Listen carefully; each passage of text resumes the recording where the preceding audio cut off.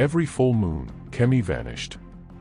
No one in Jebu questioned it, not the old women who whispered behind their wooden stalls, not the fishermen who avoided the shore at night. But Toby, the new contractor in town, noticed. He noticed how Kemi always locked her doors before sunset, how she never ate fish, and how her skin never seemed to dry. Then one night, curiosity became something more. He followed her. Through winding dirt paths, past swaying palm trees, and down to the forbidden shore, where the waves lapped hungrily at the sand. There, under the silver glow of the full moon, he saw her kneeling before the water, whispering. The river priestess stood beside her, silent as the tide. And then, the ocean stirred. A dark shape emerged from the waves. It was not human. Glowing eyes pierced the night, locking onto him. Then the creature spoke. "Toby, we have been waiting for you." His blood ran cold. He wasn't supposed to be here. He wasn't supposed to hear this. But it was too late. This is a story of fate, of forgotten debts, and of a man who was never meant to escape the ocean's grasp. Before we dive deeper into this epic tale, we'd love to know where you are watching from. Tell us in the comments. And if you love high-stakes fantasy filled with mermaids, magic, love, and sacrifice, don't just watch, be part of our adventure.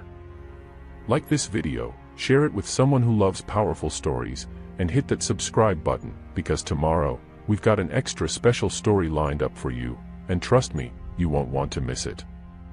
Toby had always been a man of logic. He believed in bricks and cement, in numbers and blueprints. As a contractor, his world was built on firm foundations, not on whispers of spirits or stories of mermaids. So when he arrived in the quiet village of Jebu for his latest construction project, he paid little attention to the uneasy glances of the villagers or the way the wind carried murmurs of old fears. Jebu was a small settlement by the coast, a place where the salty breeze wrapped around clay huts and palm trees swayed like dancers in an endless rhythm. It was peaceful, far removed from the noise of the city Toby had left behind. But something about the village felt strange. His new house, a simple yet sturdy bungalow, sat on the edge of the village, close enough to hear the waves crashing at night. It was there that he first noticed his neighbor, Kemi. She was beautiful, tall and slender, with skin so smooth it shimmered under the sunlight. But it wasn't her beauty that caught his attention.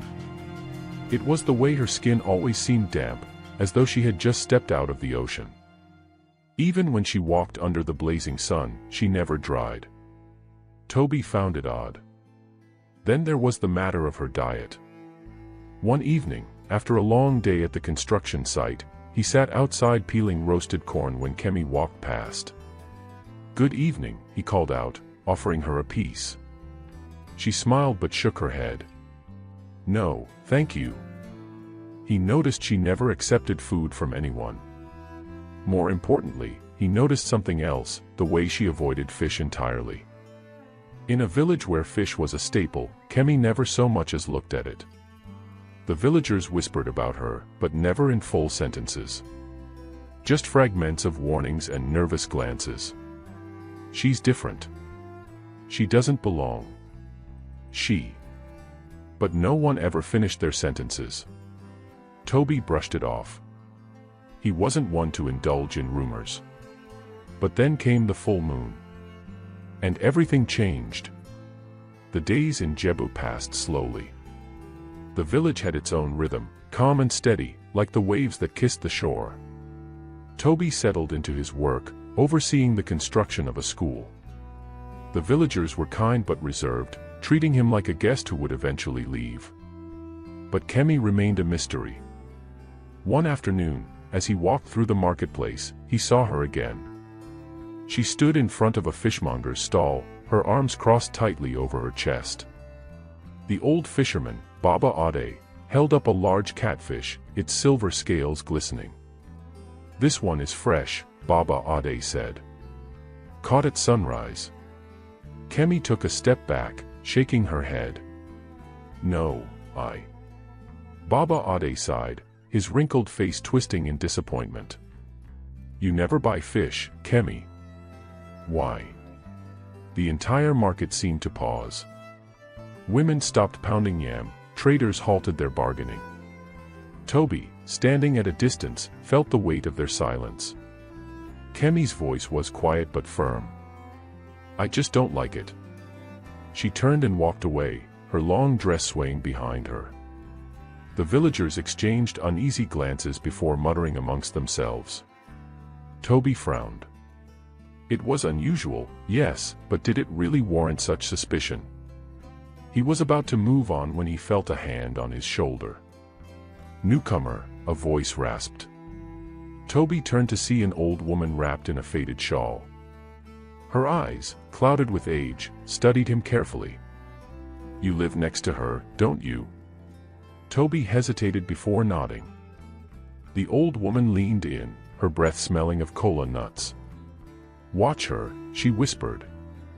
Especially on the night of the full moon. A shiver ran down Toby's spine, though he couldn't explain why. The full moon was only 3 nights away. Toby told himself it was nothing. Superstition. Old women and their stories. But when the night of the full moon arrived, something in his bones told him to stay awake. The village was silent, except for the distant sound of waves. The full moon hung high in the sky, casting long shadows over the huts. Then, just past midnight, Toby saw her. Kemi. She moved quietly, slipping out of her house like a shadow. Her feet were bare, her long dress whispering against the ground. Toby felt a strange pull in his chest. He should mind his business. He should go back to sleep. But his feet moved before his mind could stop them. He followed her. Through the narrow pathways of the village, past the empty marketplace, until she reached the shore. Toby hid behind a cluster of palm trees, watching. Kemi knelt before the water, her hands trembling. The air around her felt thick, heavy with something unseen. And then, from the darkness, another figure emerged. An old woman dressed in a tattered red wrapper. The river priestess. Toby's breath caught in his throat. The priestess bent down, dipping her fingers into the water. She whispered something in a language Toby didn't understand. And then, the water stirred. A shadow rose from the depths. Toby's body froze as he saw it. Glowing eyes. Long, dark hair floating like seaweed. A mermaid. Her gaze snapped toward the trees. And she spoke his name. Toby. Toby's stomach clenched. How did she know his name? Kemi flinched at the sound, turning toward the trees as if she, too, had just realized he was there. The mermaid drifted closer to the shore, her glowing eyes locked onto him. Toby, she called again, her voice soft as the wind. You carry the blood of those who wronged us. Toby's mouth went dry. The priestess turned to Kemi. You know the rules, she said. A sacrifice must be made. Kemi's body trembled. Please, she whispered. Not him. The mermaid smiled, baring sharp teeth. This time, the ocean chooses. Toby stumbled back, his mind racing. Sacrifice. Ocean. Bloodline. None of it made sense. But the priestess turned to him now, her old eyes filled with something he couldn't place. You should not have followed her, she said simply. The waves crashed against the shore. And deep beneath the water, something waited. Kemi found him the next morning, sitting on his doorstep, his hands gripping his knees. She didn't speak at first. She only stood there, staring at him with guilt-ridden eyes. Finally, she whispered, You were never supposed to see that. Toby let out a sharp breath. What was that? His voice was hoarse. Who was she? Kemi looked away. A debt. Toby frowned. When I was a child, she said slowly, I drowned in the ocean. I don't remember much, just the feeling of sinking, the cold, the darkness. I thought I was going to die. She closed her eyes. but she saved me." Toby felt the hairs on his arms rise. "The mermaid." Kemi nodded. "She pulled me from the water, placed me back on land. But nothing comes for free." Her voice trembled. "She told me that a life had to be given in exchange for mine. Every full moon, a sacrifice must be made." Toby felt his heart thud. "And if you don't give her one?" Kemi's lips parted, but no words came. Then, in the silence, a single tear slid down her cheek. "She will take me instead." Toby swallowed hard. Last night, the mermaid had spoken his name. This time, she didn't pick a random victim. She had chosen him. Toby's hands trembled as he poured himself a cup of water. The clay cup clinked against the wooden table, the sound louder than it should have been in the silence of his small home. Kemi stood near the doorway, her arms wrapped around herself. She looked exhausted, as if carrying the weight of her secret had drained her completely. Toby took a sip, his throat dry. Then, he spoke. "So, you've been offering people to the ocean." His voice was quiet, but the accusation was clear. Kemi winced. "It's not like that." "Then explain it to me, because from where I'm standing, it sounds exactly like that." She let out a shaky breath and took a step forward. "I don't choose them, Toby. The mermaid does. I don't even know who it will be until the moment she calls their name." Toby scoffed. "And what? You just watch. Stand there and let her take them." Kemi flinched, her fingers gripping the fabric of her dress. "You think I want this?" Her voice cracked. "You think I don't wake up every morning wondering whose turn it will be? Whose screams I'll have to listen to next?" Toby clenched his jaw. He wanted to be angry. He wanted to call her a monster. But the pain in her voice made it impossible. She wasn't just a bystander. She was a prisoner too. "I tried to stop it once," Kemi whispered, looking away. "Years ago. There was a boy, a traveler like you, who had no family in Jebu. The mermaid called his name, and I refused to bring him to the shore." Toby leaned in. "What happened?" Kemi swallowed hard. "The next morning, I woke up with salt water in my lungs. My skin was cold, my lips were blue. I couldn't move." Her voice dropped to a whisper. "She was dragging me under." Toby's stomach twisted. Kemi shuddered. "The priestess found me just in time. She took me to the river and begged the mermaid to spare me." "The mermaid, she was angry." Toby frowned. "But she let you go?" Kemi nodded, but her hands trembled. "She warned me. She said if I ever disobeyed her again, she wouldn't just take me." Her voice broke. "She would take someone I loved." Toby inhaled sharply. The weight of her words sank in. She hadn't just been following orders. She had been trapped, forced to choose between strangers and people she cared about. Toby clenched his fists. "Why me?" Kemi hesitated. "I don't know. She never explains why she picks people." Toby narrowed his eyes. "That's a lie." Kemi froze. Toby took a step toward her. "Last night, she said something. She said I carry the blood of those who wronged her." Kemi's breath hitched. "You know what that means, don't you?" Toby pressed. Kemi turned away, her shoulders stiff. Toby exhaled sharply. "Tell me, Kemi." Silence. Then, finally, she whispered, "You need to speak to Baba Ade." Toby frowned. "The old fisherman." She nodded. "He knows the truth." Toby's pulse quickened. He didn't know what truth she was talking about. But he knew one thing for certain. If he didn't find out soon, the ocean would take him before he ever had the chance. Toby wasted no time. If Baba Ade had answers, he needed to hear them, before it was too late. The sun was beginning to set when he reached the old fisherman's hut, a small wooden structure near the docks. The scent of salt and drying fish clung to the air, mixing with the distant smoke of evening cooking fires. Toby knocked. A long pause. Then, slow, shuffling footsteps. The door creaked open, revealing Baba Aid's weathered face. His eyes, clouded with age but still sharp with wisdom, scanned Toby from head to toe.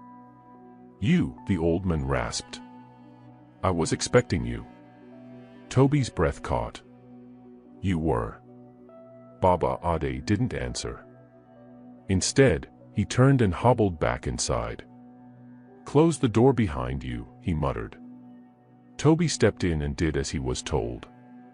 The inside of the hut was small and dimly lit, a single oil lamp casting flickering shadows on the walls. Dried fish hung from wooden beams, and the floor was covered in woven mats. Baba Ade lowered himself onto a stool, groaning as his old bones creaked. He motioned for Toby to sit across from him. Toby hesitated. "Kemi said you know the truth."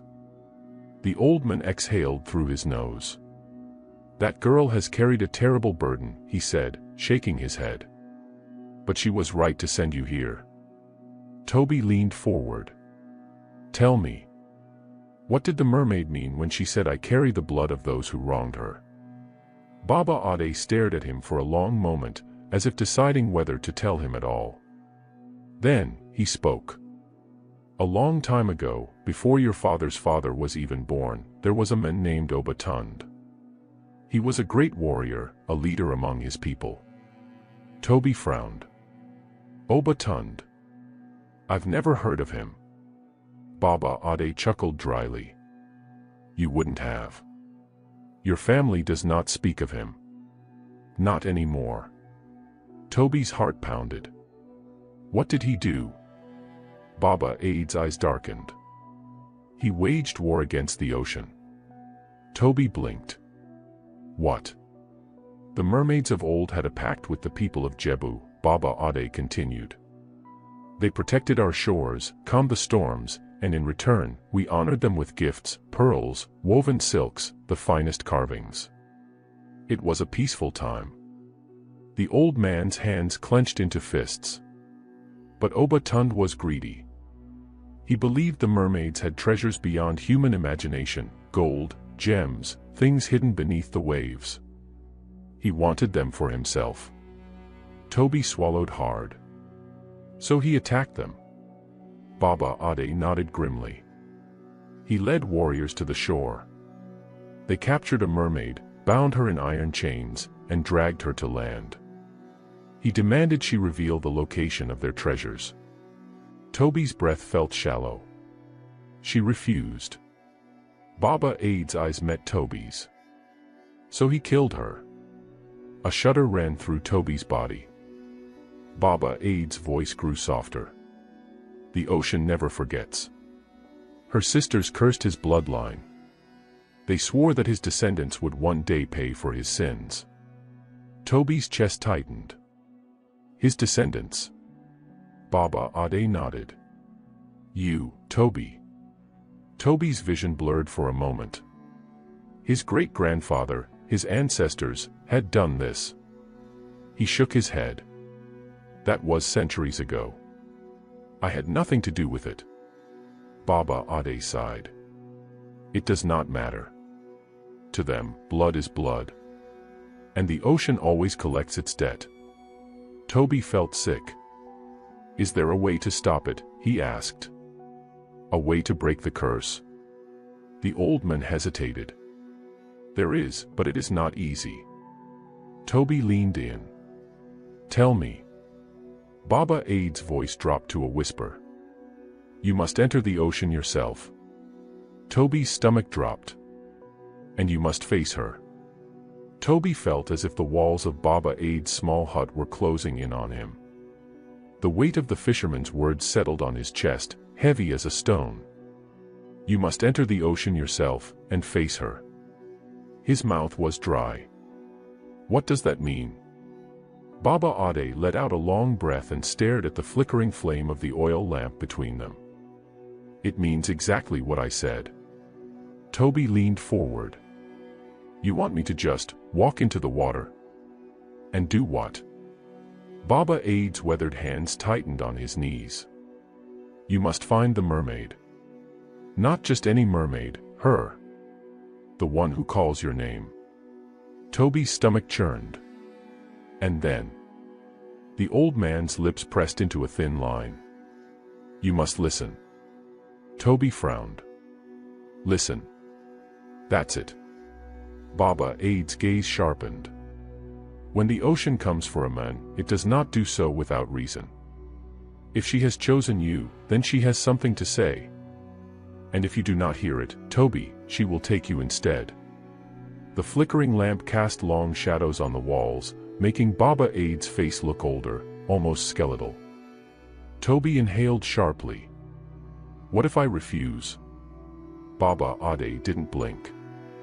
Then you will not see another full moon. A deep, cold silence stretched between them. Toby's heartbeat pounded in his ears. The thought of stepping into the ocean, to seek out the very thing that wanted him dead, made his skin crawl. But the alternative was worse. His fingers curled into fists. How do I find her? He asked. Baba Ade studied him for a moment before nodding. He reached behind him and pulled out a small, leather pouch. Toby watched as he loosened the strings and tipped it over. A pile of smooth, polished stones tumbled onto the wooden table. They were deep black, glistening like wet onyx. These are Agbara stones, Baba Ade said. They come from the riverbed, blessed by those who still honor the old ways. They will guide you. Toby hesitated before reaching out. The stones were cool against his palm. Baba Ade placed his hand over Toby's. But be warned. Once you step into the ocean, you will not return unchanged. A chill ran down Toby's spine. But deep inside, he already knew. His life would never be the same again. The night air was thick with humidity as Toby made his way to the shore. He could hear the distant crash of waves against the sand, steady and endless. The village was quiet. Most people were already inside, their doors shut tight as if they, too, feared the call of the sea. He gripped the pouch of Agbara stones tightly in his fist. Each step toward the water felt heavier, like something unseen was trying to pull him back. Then, just as he reached the shore, Kemi. She was waiting for him.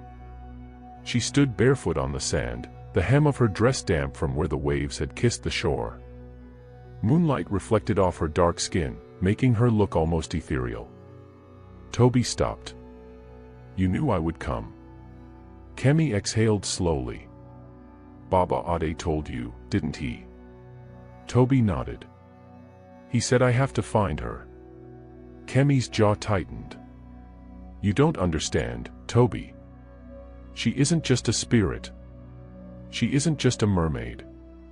Toby frowned. Then what is she?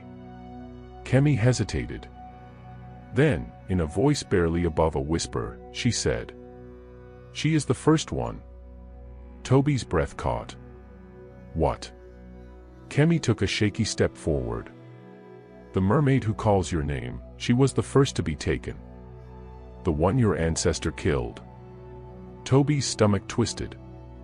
She's the reason this curse exists, Kemi continued. She's been waiting, Toby. Waiting for someone with Obatun's blood to finally face her. The waves roared louder. Toby clenched his fists. Then let's end this.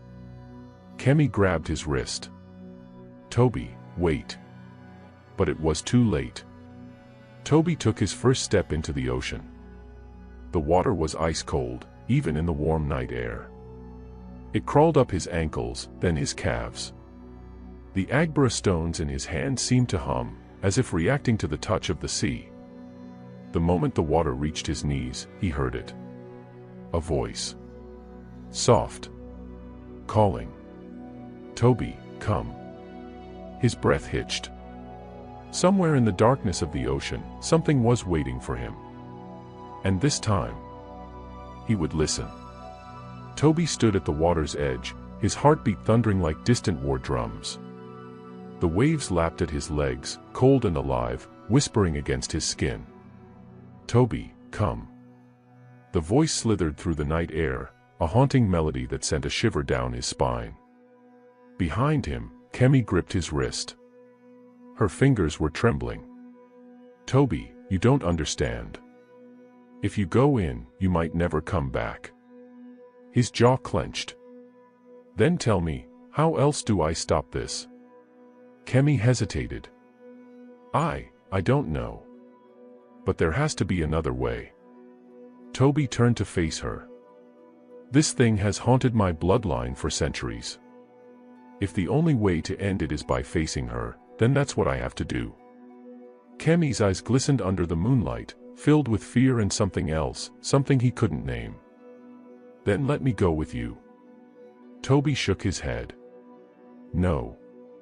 This is my fight." Kemi swallowed hard, her lips parting as if to argue, but in the end, she said nothing.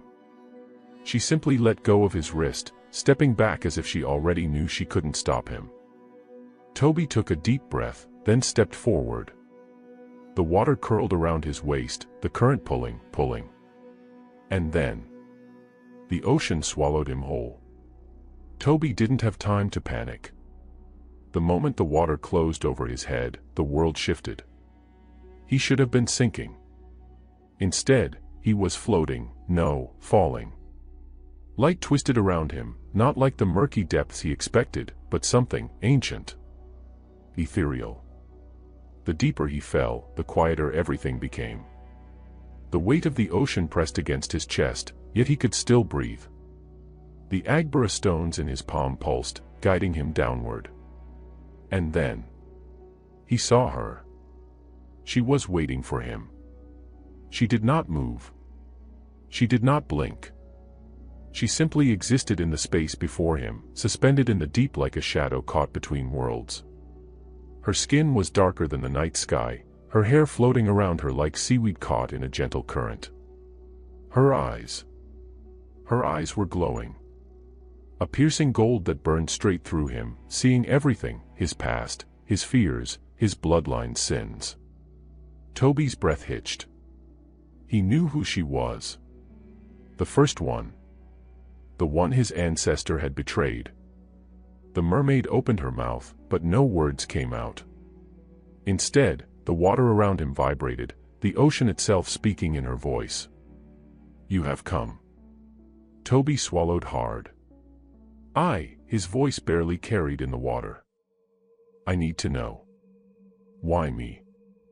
The mermaid's eyes narrowed. "Why do the children of the guilty always ask?" Toby stiffened. "Because I didn't do anything to you." The water grew colder. "Neither did they," she whispered. "And yet, they still drowned." Toby's pulse pounded in his ears. Faces began to appear in the water around him, ghostly, flickering. The lost souls. The ones she had taken. Toby's stomach turned. "You could have taken my ancestors, but you didn't. Why wait?" The mermaid drifted closer, so close he could see the faint shimmer of scales on her collarbone. "Because you are the last." Toby's breath caught. "The ocean does not seek vengeance. It seeks balance," she continued. "And you, child of Tund, are the last of his line. The debt ends with you." Toby clenched his fists. "So I'm just supposed to die for something I didn't do?" The mermaid tilted her head. "Or give me another." Toby's blood ran cold. "What?" The golden glow in her eyes pulsed like embers. "A life for a life. Yours, or another's." A slow, sinking horror settled in Toby's chest. This was the choice. This was why she whispered in his dreams. Why Kemi had been forced to watch strangers disappear every full moon. The mermaid had never needed to take him. She wanted him to choose. And the full moon was rising. The ocean was waiting. Toby's mind reeled. The water around him felt heavier, pressing against his skin like the ocean itself was waiting for his answer. A life for a life. His, or another's. His pulse pounded in his ears. That's why you took them, isn't it? His voice was raw, carried by the currents. The ones who disappeared, they were sacrifices. The mermaid's golden eyes gleamed. Kemi chose them. Toby's breath hitched. No. That wasn't possible. Kemi, who stood at the shore, terrified for him. Kemi, who had begged him not to enter the water. Kemi, who had tried to stop him from coming here. She wouldn't. Would she? Toby swallowed hard. She didn't have a choice. The mermaid's gaze remained steady. Didn't she? The words echoed in his skull, twisting, unraveling something inside him. Kemi had told him the truth. She had said the mermaid demanded a sacrifice every full moon. But she had never told him how the sacrifices were chosen. Toby clenched his fists. What if I refuse? He asked, his voice barely above a whisper. The mermaid's expression didn't change. Then the ocean will claim what it is owed. The current around him began to shift, growing colder, darker. The flickering spirits of those who had come before hovered in the water, watching. Waiting.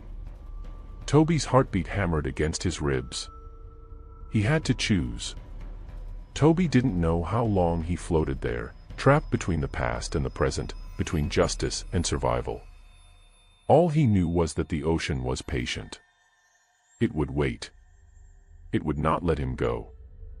Then, just as he felt himself slipping, a voice. Muffled. Distant. Toby. His eyes snapped open. The water around him trembled. The spirits wavered, their ghostly figures flickering in and out of existence. The mermaid's gaze lifted, turning toward the surface.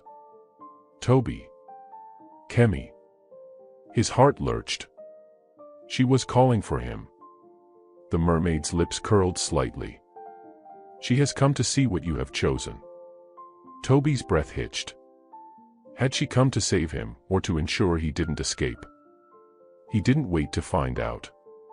With a desperate kick, he surged upward. The ocean resisted, currents dragging at his limbs like unseen hands.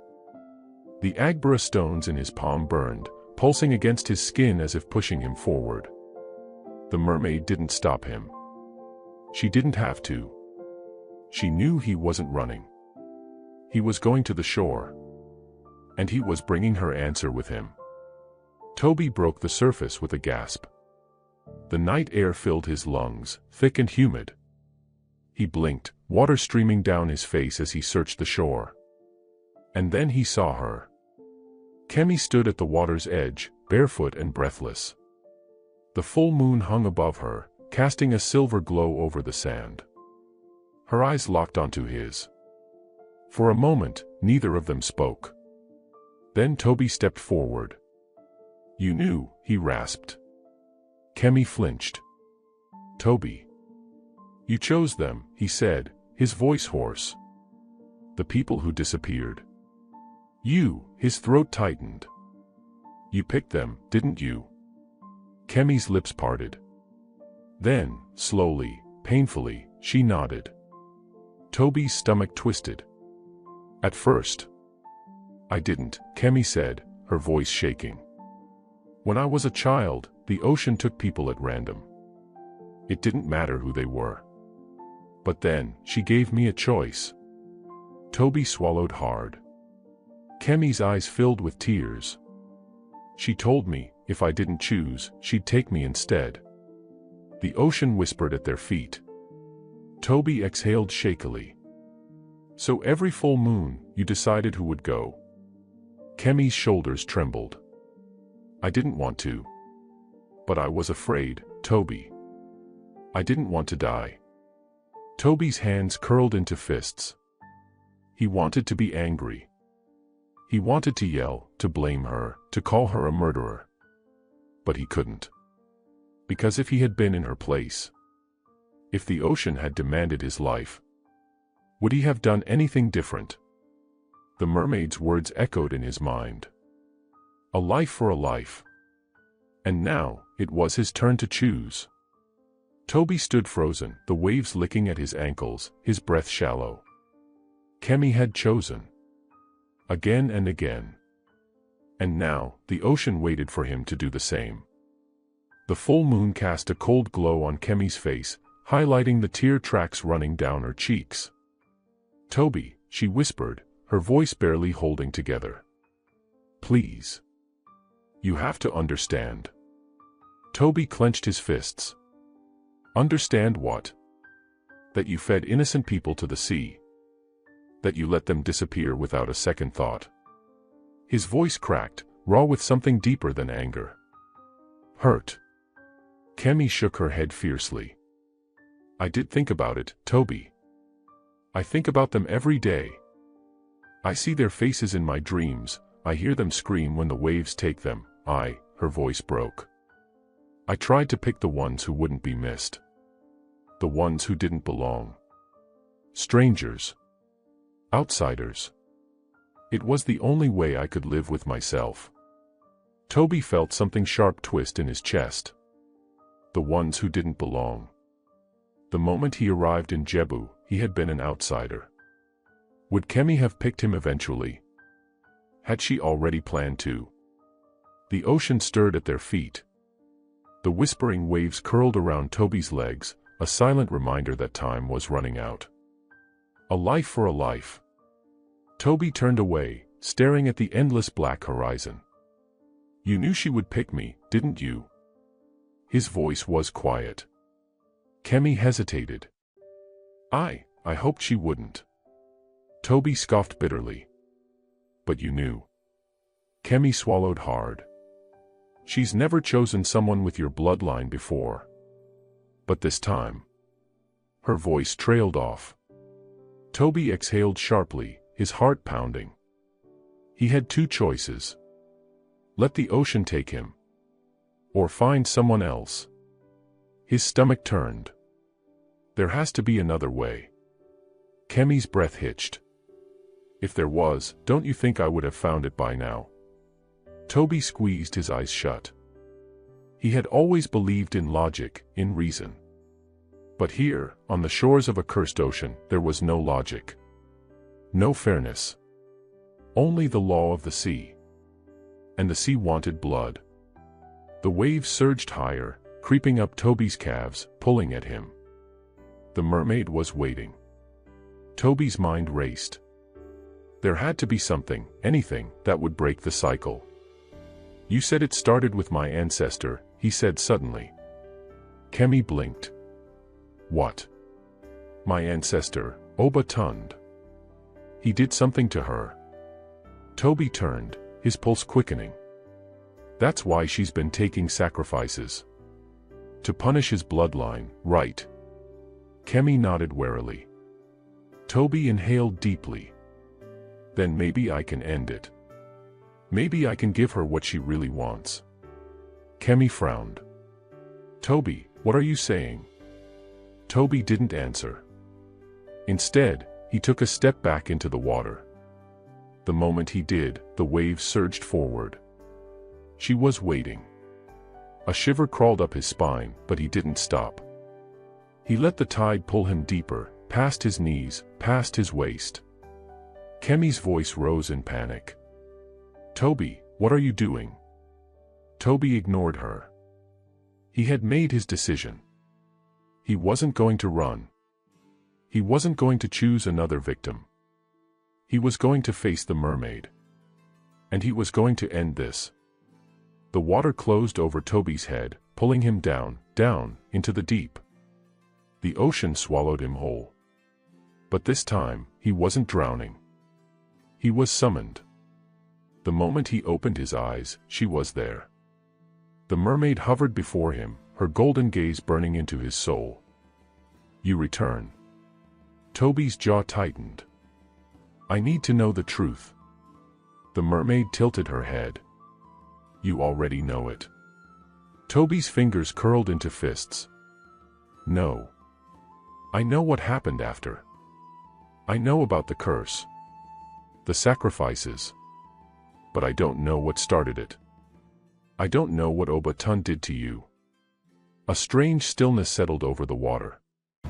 For the first time, the mermaid looked hesitant.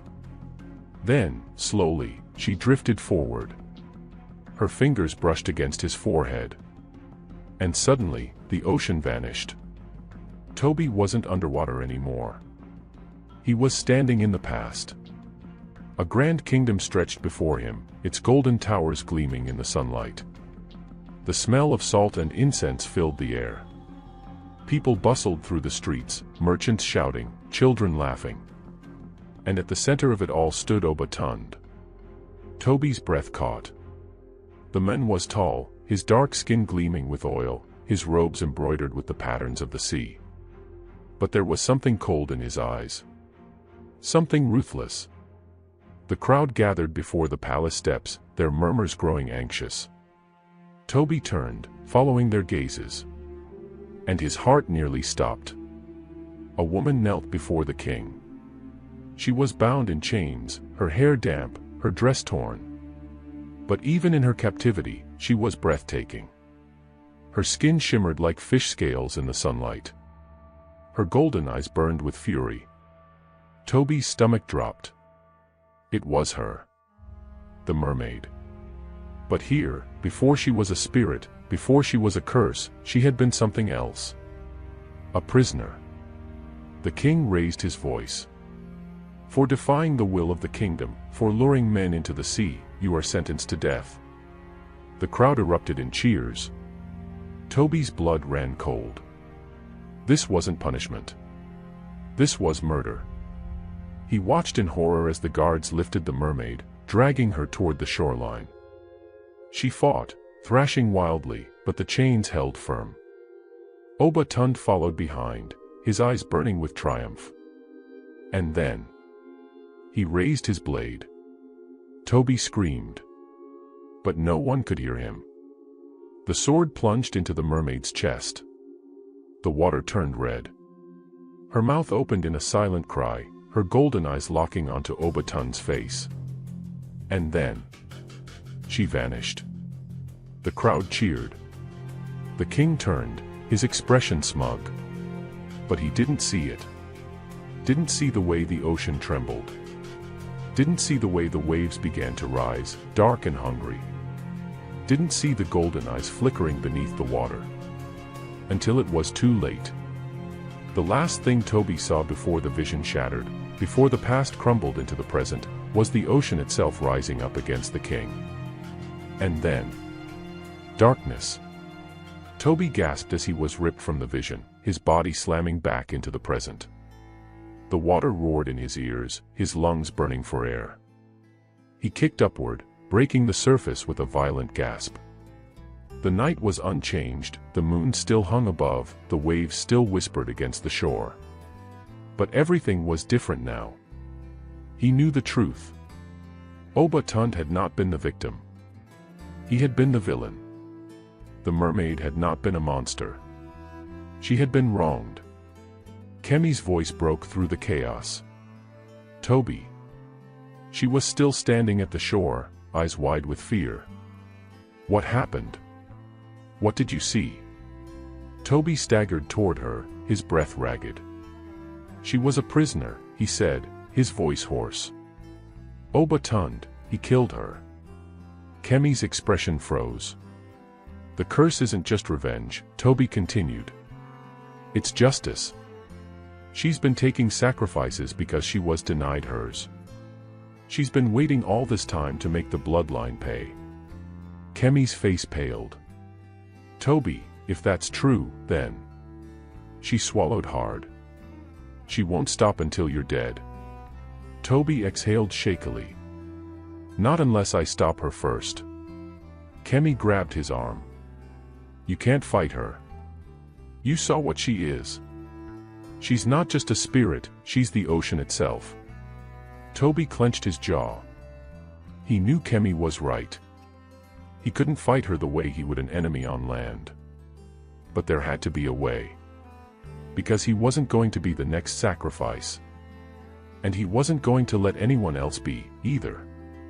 Toby paced along the shore, his mind racing. The ocean shimmered in the moonlight, calm now, but he knew it was only waiting. Kemi stood a few steps away, watching him. Finally, she spoke. "What are you thinking?" Toby exhaled. "I need to talk to her again." Kemi's eyes widened. "What? No. You barely made it out alive." Toby turned to face her. "But I did. And now, I know what she wants." Kemi shook her head fiercely. "She wants you dead, Toby. You saw what she did to the others. She doesn't care about justice, she just wants blood." Toby hesitated. Was that true? Everything he had seen told him that the mermaid had been wronged. That she had once been innocent, until Oba Tun took her life. But centuries of rage, of sorrow, of waiting, had they twisted her into something worse? Was there even a chance of reason? Or was he already doomed? Kemi stepped closer, lowering her voice. "You don't have to do this," she pleaded. "You can still leave. The next full moon isn't for another few weeks. You have time to run." Toby shook his head. "If I run, someone else will die in my place." Kemi flinched. Toby softened his voice. "You've spent your whole life being forced to choose. But I won't let this continue." He met her eyes. "I need to end this." Kemi bit her lip, torn between fear and hope. Finally, she nodded. "Then I'm coming with you." Toby stared. "What?" Kemi crossed her arms. "If you're going to face her, you'll need me. I've been dealing with this curse longer than you have. I know the waters better than anyone." Toby hesitated. He didn't want to put her in danger. But he also knew he couldn't do this alone. "All right," he said at last. "We do this together." Kemi exhaled. "So what's the plan?" Toby turned to the sea, his heart pounding. "We call her." The waves curled at their feet as Toby and Kemi stood at the shoreline, side by side. Kemi took a deep breath. "The first time she appeared to me, I was 8 years old," she murmured. "I was drowning, and she saved me. But I think she saved me for this, for her game. To make sure there would always be someone to give her what she wanted." Toby swallowed hard. He clenched his fists, stepping forward. The cold water swirled around his ankles, sending a shiver up his spine. Then, he spoke. "I know the truth now," he called out, his voice strong. "I know what happened to you. What was taken from you. And I know why you're doing this." The ocean stirred. Kemi stiffened beside him. "Toby." Toby didn't stop. "You've punished my bloodline for generations," he continued. "You've taken life for life. But I need to know, is there another way?" Silence. Then, the waves shifted. The water shimmered, darkening, thickening. And slowly, she rose. The mermaid emerged from the sea, her golden eyes burning, her black hair floating around her like an ethereal veil. The air grew heavy. The waves whispered secrets. Toby took a shaky breath. "You've taken so much. But has it given you peace?" The mermaid tilted her head. "No." Toby's heart pounded. "Then let me end this." The mermaid's gaze sharpened. "You cannot undo what was done." Toby swallowed. "No. But I can make it right." The mermaid watched him for a long moment. Then, she raised a hand. And the ocean surged forward, wrapping around Toby and Kemi's legs, pulling them under. The last thing Toby heard before the water swallowed him whole. "Then prove it." Toby's world dissolved into darkness as the ocean pulled him under. For a moment, there was silence. No waves. No struggle. Just the cold embrace of the sea wrapping around his body like an unbreakable chain. Then, the whispers began. Soft voices, rising from the depths. They slithered into his ears, echoing in a language he didn't understand. He felt them in his bones, curling around his thoughts like tendrils of mist. Beside him, Kemi gasped, bubbles spilling from her lips. She clutched his arm, eyes wide with fear. And then, the mermaid appeared. She was no longer floating gracefully in the water. Now, she loomed over them, her golden eyes piercing through the gloom like twin lanterns. Her presence was suffocating, the sheer force of it pressing against Toby's chest like the weight of 1,000 tides. "You wish to make it right," she said, her voice curling through the water. "But will you pay the price?" Toby clenched his jaw. "I won't let this continue. Tell me what I have to do." The mermaid's gaze flickered to Kemi. "And you, little betrayer? Will you atone for your sins?" Kemi trembled, but she didn't look away. "If there's a way to fix this, I'll do it." The mermaid studied them both, then nodded slowly. The water around them shifted. Dark shapes moved in the depths, circling like hungry sharks. The whispers grew louder, turning into a rhythmic chant that made the ocean pulse with energy. Then, the mermaid raised her hand. "If you wish to end the curse, you must face the trial of the deep." A chill crawled down Toby's spine. "What does that mean?" The mermaid's lips curled into something that was not quite a smile. "You will see." The ocean roared. And suddenly, the world collapsed. Toby crashed onto solid ground with a force that knocked the breath from his lungs. He coughed, struggling to push himself up. The weight of the ocean was gone. He was somewhere else. The sky was red, the air thick and humid. Towering trees stretched into the heavens, their leaves glowing an eerie blue. The ground beneath him was soft, covered in moss that pulsed faintly like a heartbeat. Beside him, Kemi groaned, rolling onto her hands and knees. "Where are we?" Toby shook his head, pushing himself upright. "I don't know." A voice echoed through the air. "The first test begins now." The mermaid's voice, but she was nowhere to be seen. Toby's stomach twisted. "What do we have to do?" he called. The answer came in the form of a low, rumbling growl. Toby and Kemi froze. From the shadows of the strange forest, something moved. A shape, large, hulking, with glowing eyes that burned like fire. It prowled forward, its breath coming in heavy, guttural snarls. Kemi grabbed Toby's arm. "Toby." He swallowed hard. The creature stepped fully into the light. It was unlike anything he had ever seen. Its body was a twisted fusion of land and sea, part panther, part serpent, with dark scales shimmering beneath a thick mane of coarse fur. Claws like sharpened bones scraped against the ground, and its long tail slithered behind it like a whip. But its eyes were human. And they were filled with rage. The mermaid's voice whispered once more. "Face the sins of your ancestors." The creature lunged. Toby barely had time to react before the beast was upon him. He dove to the side, rolling across the mossy ground just as claws slashed through the air where he had stood. Kemi screamed, scrambling back. The creature turned, its glowing eyes locking onto Toby. Toby's heart pounded. He didn't have a weapon. He didn't have a plan. But he did have knowledge. "If this is a test," he said, breathing hard, "then there has to be a way to beat it." Kemi's eyes darted around wildly. "Toby, that thing is trying to kill us. Do you really think there's a riddle to solve?" Toby clenched his fists. "I think it's more than just a monster." The creature growled, circling them. Toby stared at its glowing eyes. The way it moved. The way it watched him. Then, realization hit him. His ancestor. Obatund. "This thing, it's him," Toby whispered. Kemi's eyes widened. "What?" Toby took a step forward.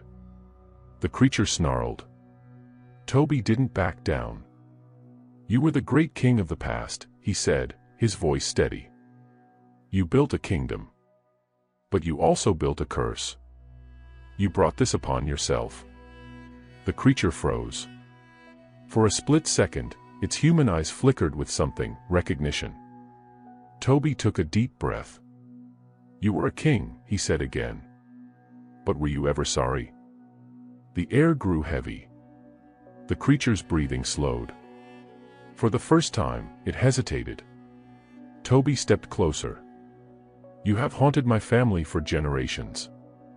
But your time is over. You need to let go." The creature let out a deep, shuddering breath. Then, its form began to shift. The monstrous features softened, its glowing eyes dimming. The fur receded, the scales fading. And standing before them was a man. Untold. His face was etched with sorrow, his eyes filled with something that had never existed in life, regret. "I was wrong," the ghost of the king murmured. "And now, I pay the price." A sudden gust of wind tore through the air. The moment it touched Untold, his form dissolved, turning into golden light, scattering like dust into the sky. Silence fell. Kemi exhaled shakily. "Toby, you did it." Toby swallowed. He didn't feel like he had won. Because this was only the beginning.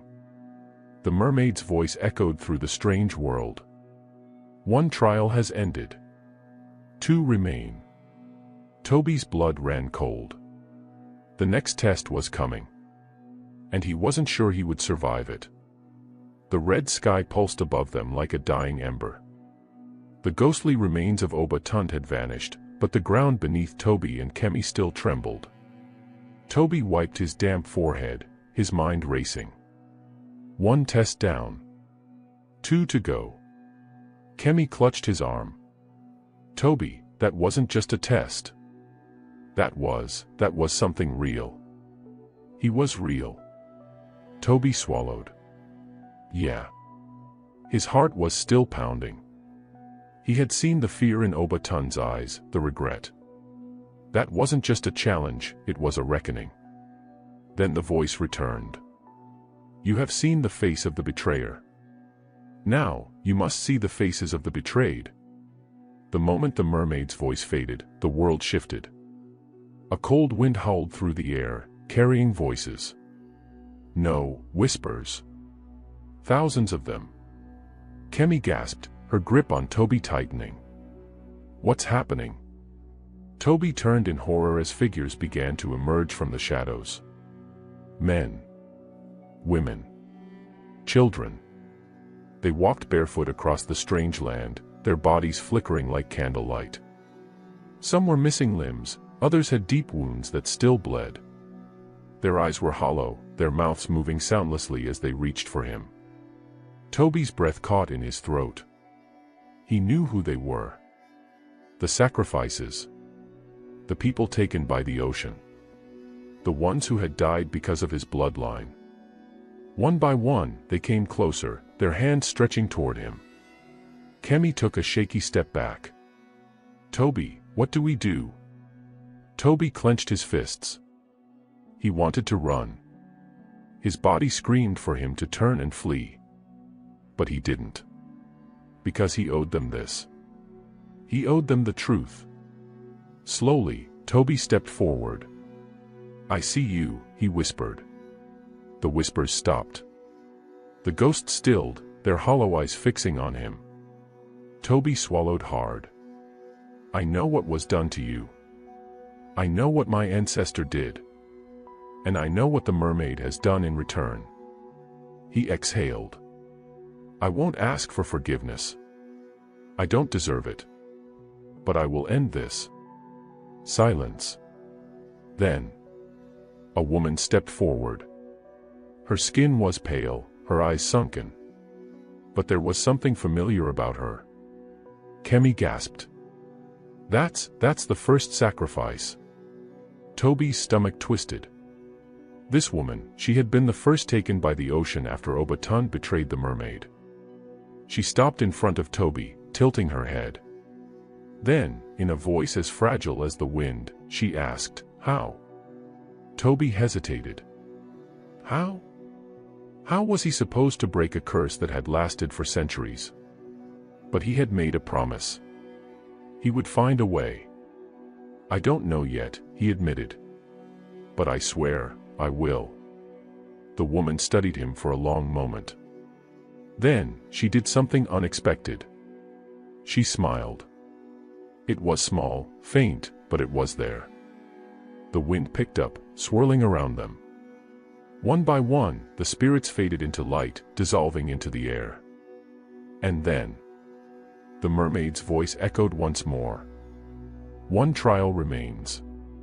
Toby exhaled. His body was exhausted. His mind was spinning. But he wasn't done yet. Because the final test was coming. And this one would decide everything. The world around Toby and Kemi twisted once more.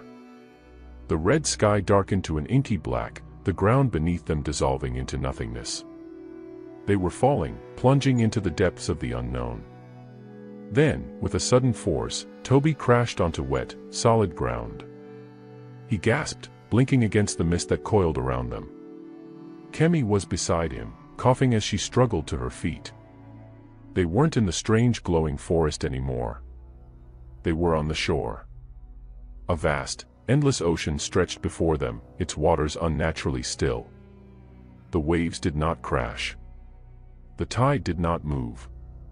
It was as if the entire sea was holding its breath. Then, a ripple. A shadow slithered beneath the surface.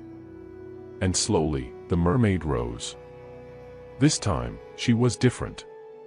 She was larger, her body stretching high above them, her golden eyes burning with something ancient and all-knowing. Dark tendrils of water spiraled around her, and in her hands, she held a single blade, long, curved, and shimmering like moonlight on the sea. Toby's breath hitched. This was it. The final trial. The ocean had brought them here for one last judgment. The mermaid's voice echoed, low and haunting. "You have faced the sins of your ancestors. You have seen the weight of the lost. Now, you must make your choice." Toby's hands curled into fists. What choice? The mermaid slowly raised the blade. A sacrifice. Kemi stiffened beside him. No. The mermaid's golden eyes locked onto Toby. One life must be given to the sea. Only then will the curse be broken. Toby's stomach twisted. He knew it. He knew this was coming. Kemi turned to him, shaking her head frantically.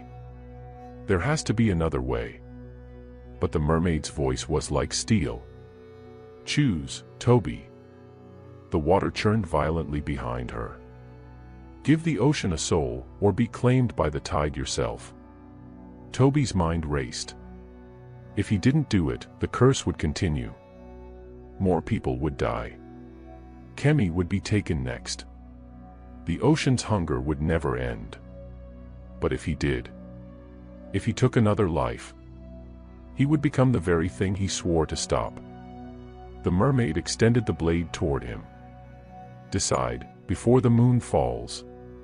Toby's pulse pounded in his ears. His hands were shaking.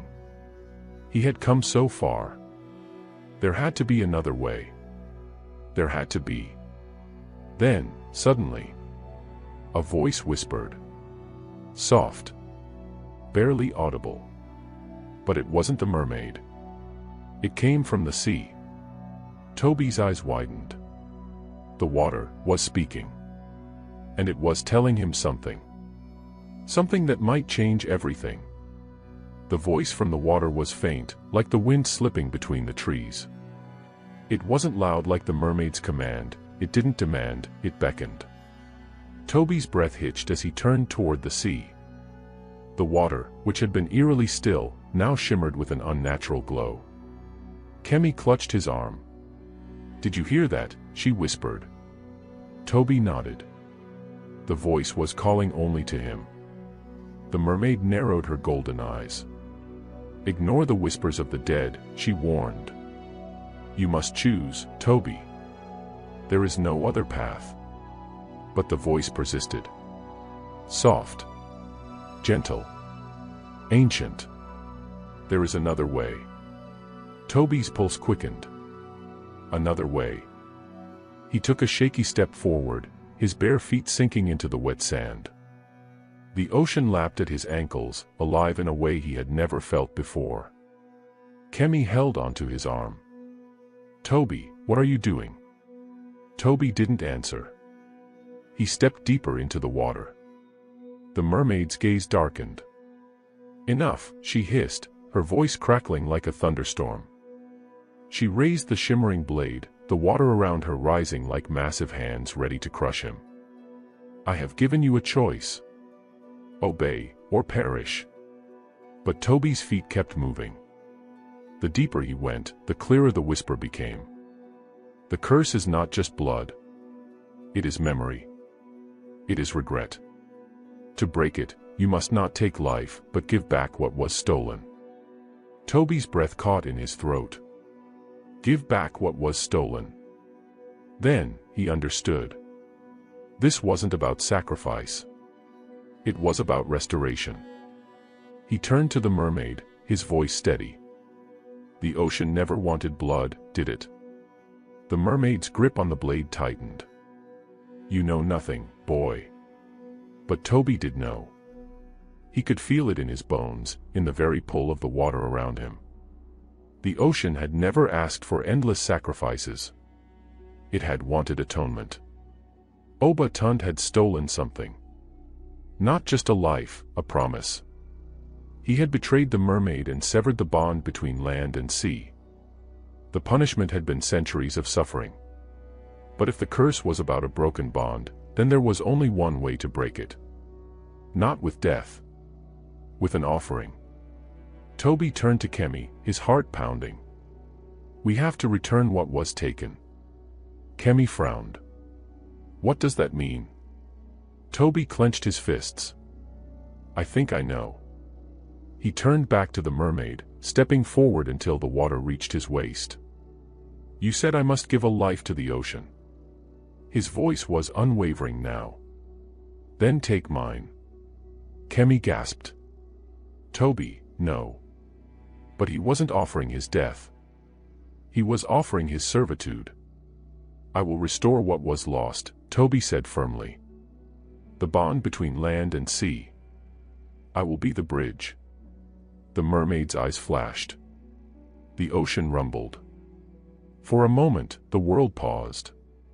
Then, the water rose. And everything changed. The waves surged forward, swirling around Toby's waist, then his chest. The air crackled with an energy older than time itself. Kemi screamed his name, but her voice was swallowed by the roar of the sea. The mermaid hovered above him, golden eyes burning. The blade in her hand shimmered, reflecting the moonlight that hung full and heavy in the sky. You would offer yourself. Her voice was laced with something unreadable, anger. Curiosity. Amusement. Toby stood his ground, though his legs trembled beneath the weight of the moment. Yes. The mermaid's gaze sharpened. Do you even know what that means? Toby swallowed. I don't know everything, but I know this, he gestured to the endless ocean. The curse isn't about blood. It's about trust. About a bond that was broken. If I have to give my life to restore it, then so be it. Kemi's hands clutched at the edge of the shore. Toby, don't do this. We'll find another way. But Toby knew there was no other way. He had felt it in the whispers of the water, in the weight of the spirits that had spoken to him. This wasn't just about sacrifice. It was about making amends. The mermaid studied him for a long moment. The waves crashed, the night trembled. Then, she smiled. Not a kind smile. Not a cruel one. Just, knowing. Very well. The water lurched. Before Toby could react, the waves dragged him under. Darkness swallowed him whole. The cold was unlike anything he had ever known. It wasn't just water, it was history. Memory. Pain. Toby thrashed, but unseen hands held him down, pulling him deeper. Shapes moved in the shadows, watching. Waiting. And then he saw them. The spirits of the taken. The sacrificed. The lost. They floated all around him, their eyes glowing like dying embers. And then, the first woman, the first sacrifice, drifted forward. Her voice was like a ripple on the water. "Will you take our place?" Toby's chest burned, his lungs screaming for air. But he forced himself to nod. The spirits whispered. The ocean shifted. And then they reached for him. Pain. It shot through Toby's body like fire, like lightning, like the fury of 1,000 storms. His veins pulsed with something ancient, something powerful. His skin burned, then cooled. He felt the pull of the ocean, the weight of the land. And then he breathed. Not air. Not water. Something else. His eyes snapped open. And he knew. He was no longer just a man. He was something more. Something new. The bridge had been restored. And the ocean had chosen him. Toby's lungs expanded, but no air rushed in. He didn't need it. The water was part of him now. It pulsed in his veins, whispering in his mind like a living thing. He was no longer sinking. He was floating. Weightless. Suspended in the deep. And he could see. Not just with his eyes, but with something else. He could feel the water stretching for miles, the currents shifting, the life that pulsed beneath the waves. Schools of glowing fish darted past him, their bodies forming strange patterns in the dark. A massive sea turtle drifted lazily above him, its shell covered in ancient carvings. Then, the spirits surrounded him again, watching. Waiting. Toby's heart pounded. What am I now? A voice, soft and gentle, rippled through the water. You are the offering.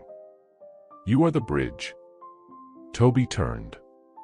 The first sacrifice, the woman who had spoken to him before, was in front of him again. Her hair floated around her like a veil, her hollow eyes filled with something unreadable. Bridge to what? Toby asked, his voice echoing strangely through the water. To peace, she answered. The curse was never about blood. It was about balance. And balance can only be restored with a keeper, one who walks between land and sea. The realization hit him like a wave. He wasn't a sacrifice. He wasn't just a man anymore. He was the ocean's chosen. Its new guardian. Toby's fingers clenched. And if I refuse? The woman's lips curled into something that might have been a smile. Then the ocean will take another. Toby swallowed hard. He knew who they meant. Kemi. Toby felt the pull of the ocean inside him, calling him home. But his heart still belonged to the land. To Kemi. To Jebu village. I can't stay down here forever, he murmured. The spirits drifted closer, their presence pressing against him. Then go, the woman whispered. But know this, the land will never truly be your home again. You belong to the tide now. Toby's stomach twisted. Would he ever be the same? Would Kemi look at him the way she used to? Did he even have a choice? He turned, kicking his legs, pushing himself upward. The water swirled around him, resisting at first, then guiding him. The surface came into view, a blur of silver light. Then he broke through. The first thing he heard was Kemi screaming.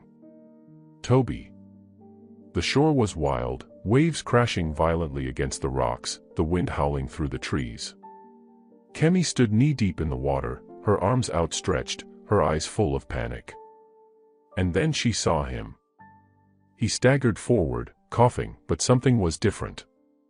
His skin glistened unnaturally, as if kissed by the moonlight itself.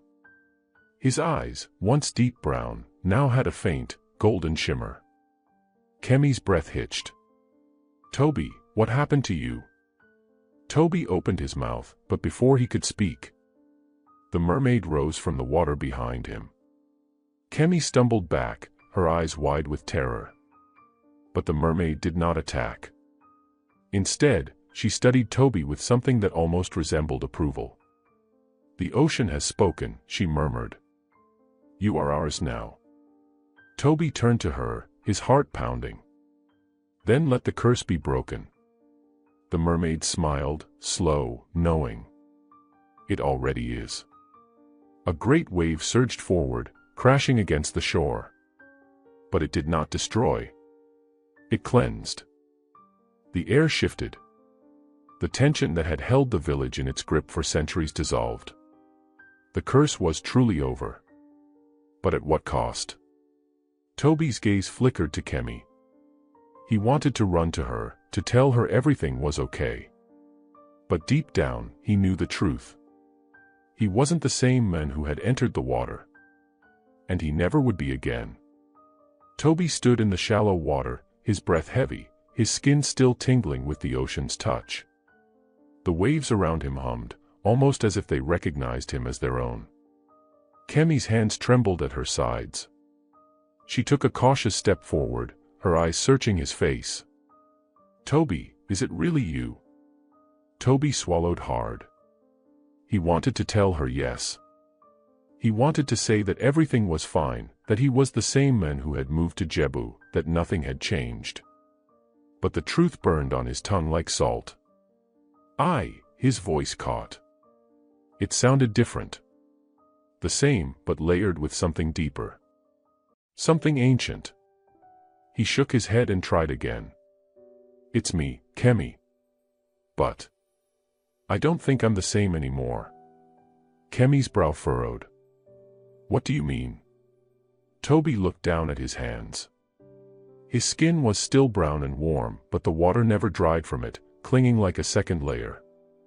When he flexed his fingers, he felt something beyond his body, the currents, the shifting tides, the pulse of the ocean itself. He wasn't just a man anymore. He was connected to something far greater. "I belong to the ocean now," he admitted softly. Kemi stiffened. No, you're still here. You came back." She grabbed his arm, her fingers pressing into his skin as if trying to ground him, keep him with her. "The curse is over. You don't have to go back." The mermaid behind them watched in silence, her golden eyes unreadable. Toby wanted to believe Kemi was right. That he could stay. That everything could go back to normal. But as he turned his gaze toward the shore, he felt it immediately. The land rejected him.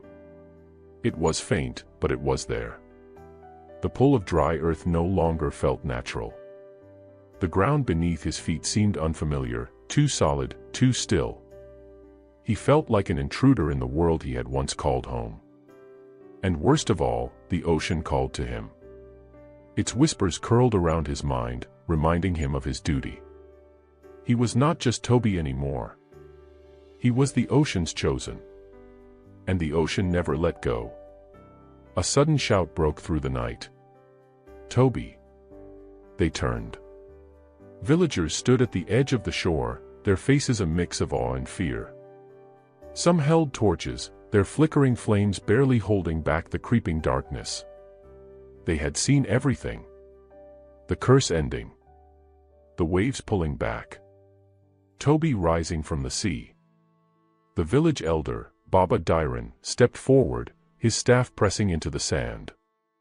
His old eyes scanned Toby, lingering on the faint golden shimmer in his irises. "By the spirits," Baba Dairon whispered. "The ocean has claimed you." The villagers murmured, some in reverence, others in fear. One man stepped forward, a fisherman named Jide. His voice wavered with uncertainty. "Does that mean the curse is truly over?" "Yes," Toby answered. He knew it with every fiber of his being. The ocean was no longer hungry for blood. The village was free. But another voice cut through the relief. Then why is he still here? Toby turned toward the speaker, a woman clutching her child, her eyes wary. If the ocean has claimed him, why has it let him walk among us? Is he still one of us? Or, her voice trembled, is he something else? Toby felt the weight of every gaze on him. The truth was, he didn't know. Kemi stepped forward, her jaw tight. He's still Toby. But was he? The villagers weren't sure. And deep down, neither was he. That night, the village held a gathering in the square, flames flickering in the moonlight. Toby sat apart from the others, Kemi beside him. Though the villagers no longer looked at him with fear, there was a distance between them, an unspoken question hanging in the air. What was he now? And what would he do next? Baba Dairon finally broke the silence. Toby, the ocean has marked you. You are not like us anymore. His voice was not cruel, but it carried a deep sadness. You stand between two worlds now. Toby's hands curled into fists. But I'm still human. I still remember my life, my home. He glanced at Kemi, at the desperate hope in her eyes. I still love. Baba Dairon nodded. Perhaps. But can you stay? The words struck deep.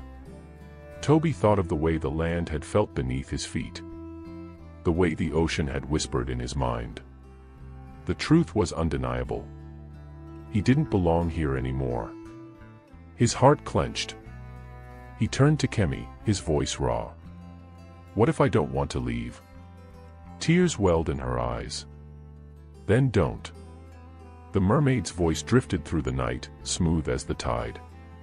You cannot run from what you have become. Toby looked at Kemi one last time. Then, he turned his gaze toward the sea.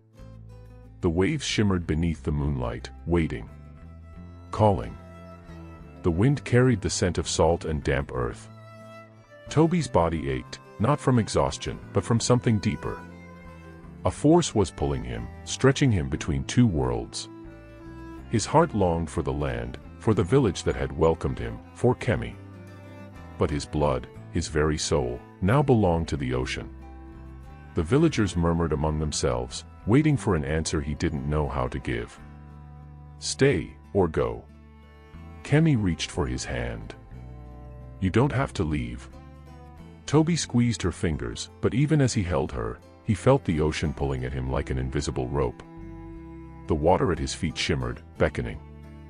The mermaid stood nearby, silent and watchful. Then, Baba Dairon spoke.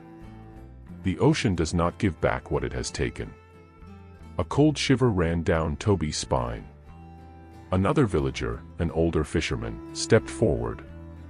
His voice wavered with uncertainty. But if the curse is broken, does it matter if he stays? The mermaid finally moved.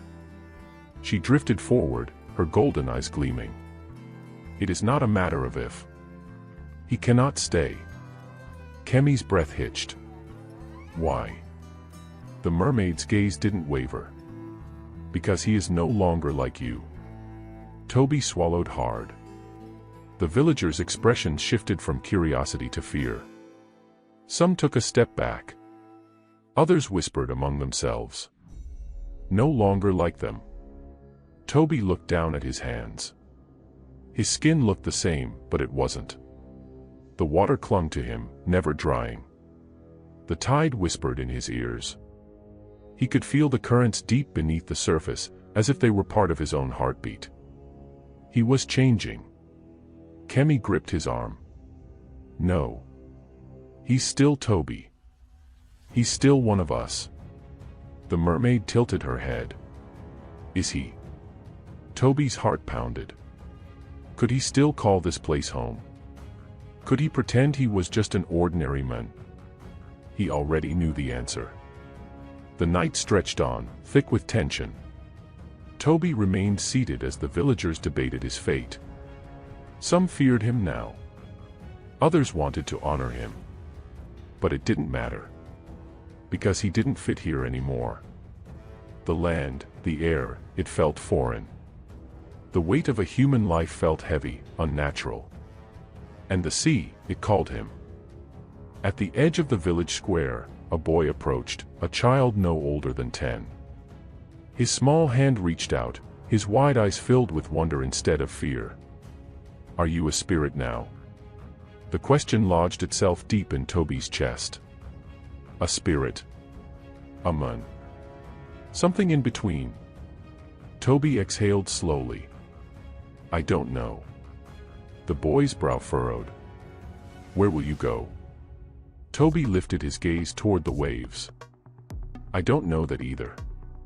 But he could feel the answer forming. As the first light of dawn touched the sky, Toby stood at the shoreline, Kemi by his side. The village remained behind them, watching in silence. No one dared to come closer. Kemi's eyes were red, her hands clenched into fists.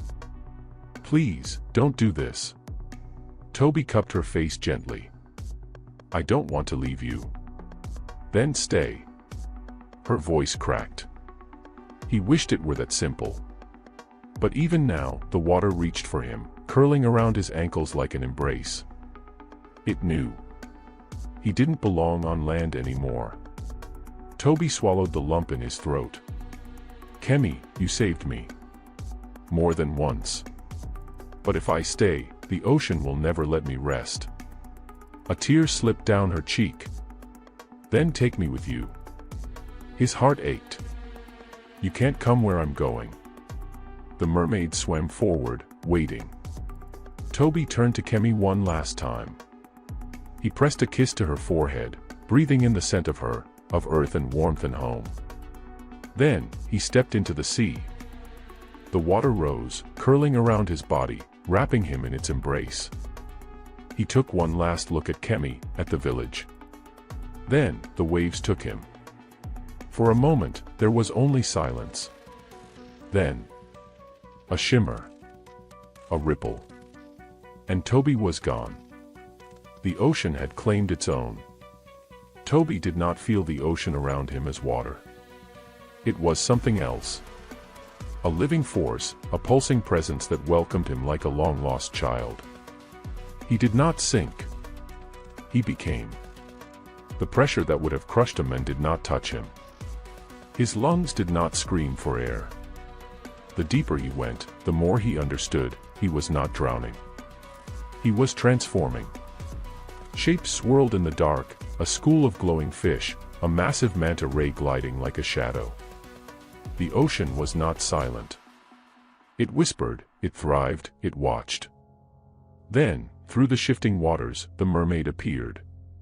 She was no longer just a lone spirit of the sea. Behind her, dozens of others hovered, their eyes gleaming like stars in the abyss. The ocean's court.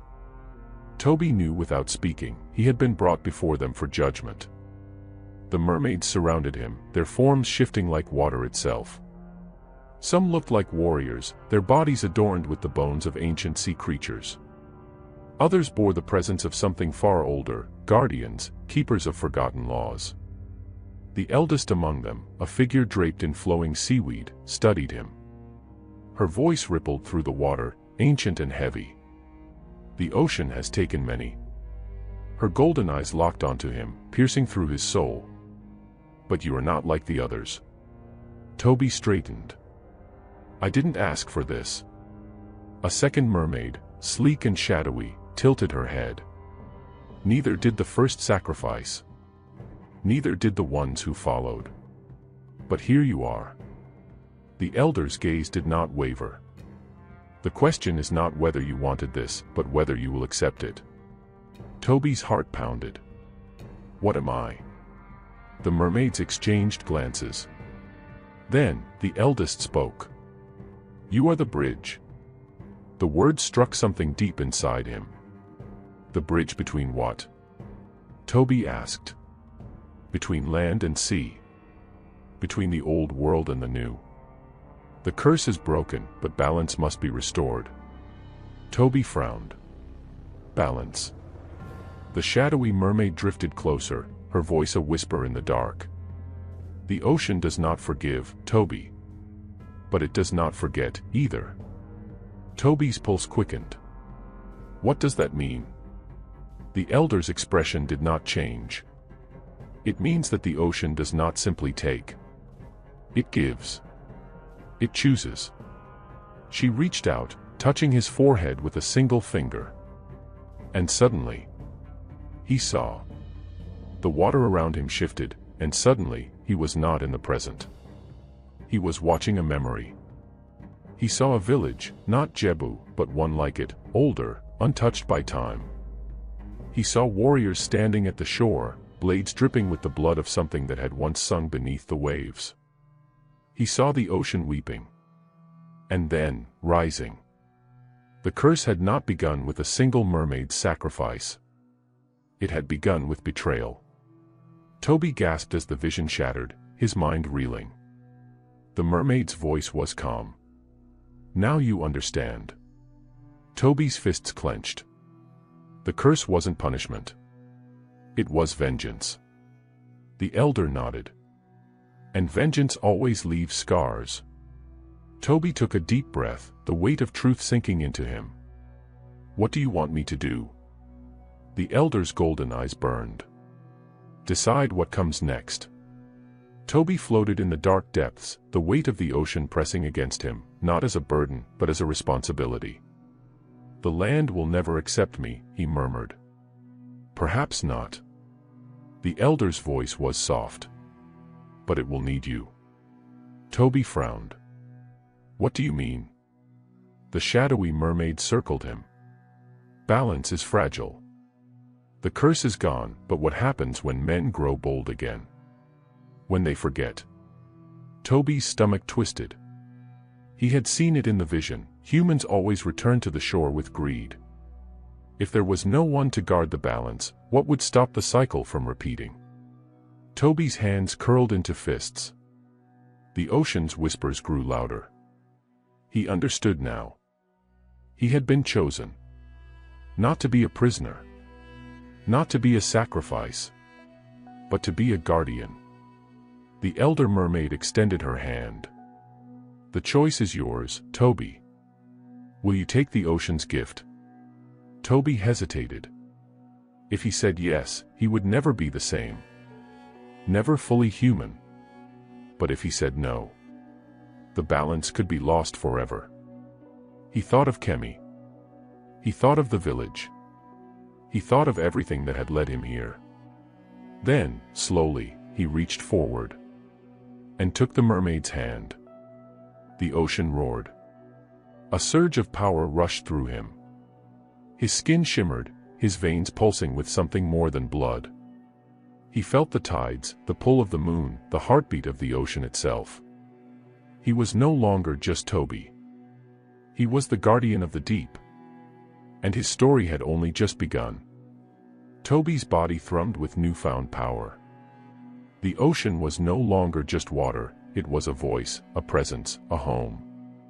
He could feel the tides shifting miles away, sense the silent songs of the deep-sea creatures, and hear whispers of forgotten truths carried by the currents. The elder mermaid still held his hand, but now, she looked at him with something different in her gaze. Respect. You are no longer bound by flesh alone, she said. You are of the deep now. But do not mistake power for immortality. The ocean gives, but it also takes. Toby nodded, feeling the weight of her words settle deep within him. I understand. The shadowy mermaid, the one who had first spoken of balance, studied him carefully. Do you? The land is still in your heart. You will feel its pull. You will long for what you left behind. Kemi's face flashed in his mind, her dark eyes filled with sorrow, her hand gripping his arm, begging him not to leave. His chest tightened. What if I go back? Toby asked. The elder mermaid's expression darkened. You may return to the land, but you will never be one of them again. You walk between two worlds now. That is the price of the ocean's gift. Toby clenched his jaw. He had already known the answer before he asked, but hearing it aloud made it real. His life would never be the same. The ocean around him stirred as if it sensed his uncertainty. The other mermaids drifted back into the shadows, leaving only the elder and the shadowy one before him. "You are the first guardian in centuries," the elder said. "The last was lost to time. We do not know how he fell. Only that the ocean cried for him." Toby frowned. "What happened?" The shadowy mermaid answered this time. "Men forgot their place. And the guardian lost himself." Toby's fists clenched. Would that be his fate? To watch over both worlds, only to lose himself in the end. He pushed the thought away. "What do I do now?" The elder smiled faintly. "You listen." She placed a hand on his forehead. And suddenly, the ocean spoke. It was not words. It was feelings, memories, warnings. He saw fishermen casting nets too deep, too greedily. He saw whispers of something dark stirring in the abyss. He saw the land forgetting the cost of their sins. And beneath it all, he felt a pull. A presence watching from the deepest part of the ocean. Something was waiting. Something old. Toby gasped, pulling away. The elder mermaid studied him. "You understand now, don't you?" Toby nodded. "The balance is still at risk." The shadowy mermaid circled him. "Then you must decide. Will you remain in the depths, or will you walk among men once more?" The ocean's current carried Toby upward, toward the shimmering surface. Every part of him still felt the sea, but his heart still pulled toward the land. Toward her. As his head broke through the waves, the sky above was painted with the colors of dawn. The village of Jebu stood in the distance, its fires still burning from the night before. Toby knew what he had to do. He had to go back. But this time, he was not just Toby the contractor. He was Toby, guardian of the deep. And his return would change everything. Toby emerged from the ocean with slow, careful steps. The water slid from his body, but his skin remained damp, refusing to dry completely. His senses were sharper than before. He could hear the whispers of the waves behind him, the rustling of palm trees swaying in the wind, and the distant heartbeat of the village. Yet, as he walked toward the shore, a sinking feeling settled in his chest. He was home. But he was not the same. Jebu had not yet woken for the day, but there were signs of life, faint flickers of light from cooking fires, the rhythmic pounding of grain against stone, the soft hum of morning prayers. Toby hesitated. Would they welcome him? Would Kemi? As he took another step forward, a voice cut through the silence. "You shouldn't be here." Toby turned sharply. Standing a few feet away was Baba Dairon, the village elder. His dark eyes held no warmth, only fear. Toby opened his mouth to speak, but Baba Dairon raised a hand. "I know what you are now." Toby's breath caught in his throat. You saw." Baba Dairon nodded solemnly. "The ocean does not give back what it takes." His gaze drifted to Toby's damp skin, to the way the water clung to him unnaturally. "You are not one of us anymore." The words cut deep. Toby clenched his fists. "I'm still me." Baba Dairon took a step back. "Are you?" Toby felt the ocean stir behind him, as if it, too, was waiting for his answer. The village began to wake. Doors creaked open, voices carried in the air, and before long, people started to gather. Then, a single voice rose above the murmurs. "Toby." His heart nearly stopped. "Kemi." She stood at the edge of the crowd, her eyes wide with disbelief. Her braids were loose from sleep, and her hands trembled as she stepped forward. For a moment, time seemed to freeze. Toby saw the confusion in her eyes. The hope. The fear. Then, in a voice barely above a whisper, she asked, "You came back?" Toby took a shaky breath. I had to. Kemi swallowed hard. What happened to you? The villagers leaned in, listening. Toby knew the truth would frighten them. But he couldn't lie. I became something else, he admitted. The ocean changed me. A gasp rippled through the crowd. Baba Dairon shook his head. I warned you, he said to Kemi. He is not one of us anymore. He belongs to the sea. Kemi's expression crumbled. No. She turned back to Toby, shaking her head. You said you'd come back. You said. Toby stepped forward, but the villagers flinched as if he were some creature instead of a man. Kemi didn't move. Toby's voice was quiet. I'm still me, Kemi. Her eyes searched his. And for a moment, just a moment, she believed. Then, from somewhere in the village, a voice shouted. Demon! And the first stone was thrown. The stone struck Toby's shoulder, sending a dull ache through his body. He barely flinched. It wasn't the pain that hurt, it was who had thrown it. Not a warrior. Not an elder. A young boy. A child, no older than 10, with terror in his wide eyes. Stay back, the boy screamed, his small hands shaking as he reached for another rock. You're not human. You should have stayed in the ocean. Murmurs of fear and anger rippled through the crowd. More villagers reached for stones, sticks, anything to drive him away.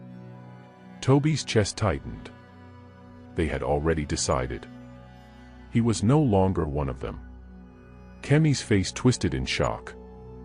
Stop it, she cried, throwing herself in front of him, arms spread wide. He's not a demon.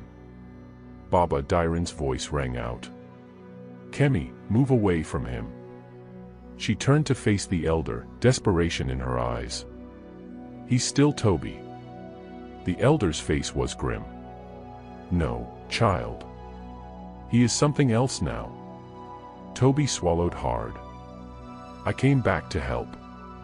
The villagers stepped back. Some clutched charms, whispering prayers of protection. Others kept their eyes on the water, as if the ocean itself might rise up and take them next. Baba Dairon exhaled. Then prove it. Toby's heart pounded. How?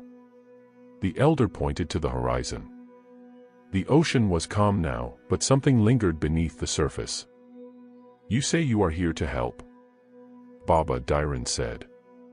Then face the darkness that comes from the deep. Toby frowned. What darkness? A fisherman stepped forward, his face pale. Something is coming, he whispered. The sea has been restless since last night. The fish are gone. The wind is wrong. The ocean, it is watching. Toby felt the tide pull at his skin. He knew the fisherman was right. Something was stirring beneath the waves. Something old. Toby turned back toward the water, his senses heightened. The ocean spoke to him now, in ways he was still learning to understand. And it was whispering of danger. His veins pulsed as he reached out, feeling the shift in the currents. Something was rising. And it was not alone.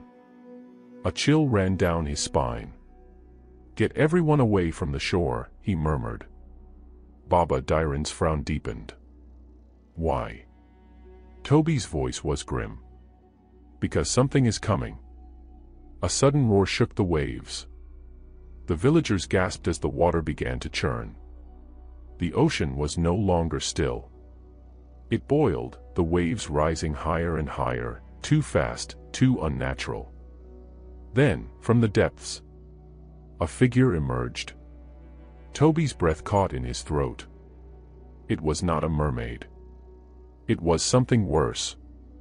A being of the deep, its body covered in black, glistening scales.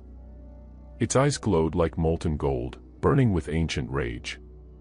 Tentacles rippled from its arms, and its mouth, jagged, sharp, too wide to be human, curved into a smile. Toby had never seen it before. But he knew it. The ocean had shown him this creature in his vision. It had been waiting. And now, it had come for him. The creature tilted its head, its glowing gaze fixed on Toby.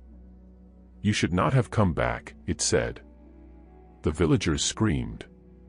Some ran. Others stood frozen in terror. Kemi grabbed Toby's arm. "What is that?" Toby's voice was tight. "Something that shouldn't exist." The creature let out a slow, rattling chuckle. "You were the ocean's gift, but you do not understand its cost." Toby clenched his fists. "Who are you?" The being's smile widened. "I am what the ocean left behind." And then, it attacked. The creature lunged. Toby barely had time to move before a whip-like tentacle lashed toward him, cutting through the air with terrifying speed. He dove to the side, the attack missing him by inches, but the force of it sent sand exploding into the air. Screams erupted from the villagers. Some ran, others stumbled backward, their eyes wide with terror.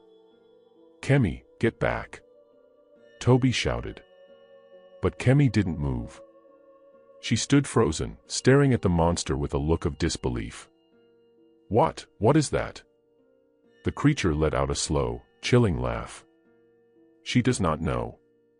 Its voice slithered through the air, deep and unnatural. "Poor child. You have lived beside the ocean your whole life, and still, you do not know its secrets." Toby positioned himself between Kemi and the beast. His pulse pounded in his ears. He could feel the ocean calling to him. The water churned behind him, waiting. The creature grinned, revealing rows of needle-sharp teeth. "You are the ocean's guardian now," it sneered. "But do you even know what you are guarding against?" Toby's jaw clenched. He didn't have time for riddles. "Leave this place," he warned. "Now." The creature's laughter grew louder. "Or what? You think you can fight me, little guardian?" Toby's fists clenched. The ocean had given him power.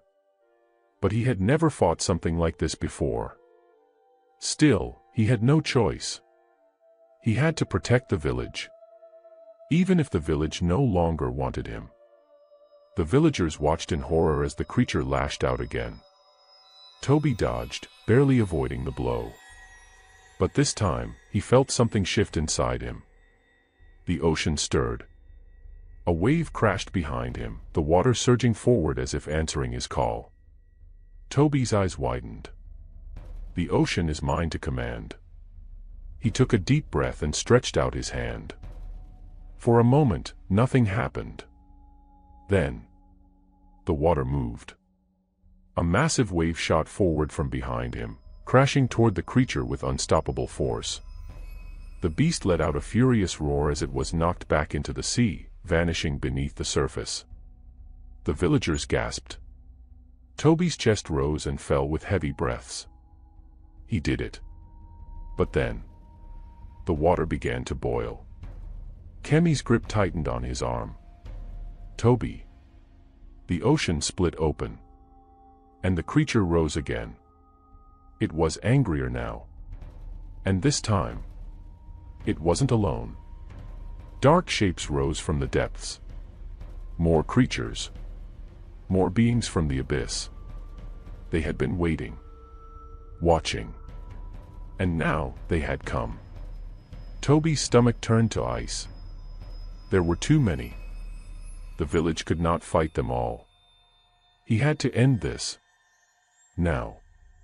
The ocean whispered in his mind, urging him to act. But how? Toby gritted his teeth. There was only one way. He had to go deeper. He turned to Kemi, his voice urgent. "Take the villagers. Get them as far from the shore as you can."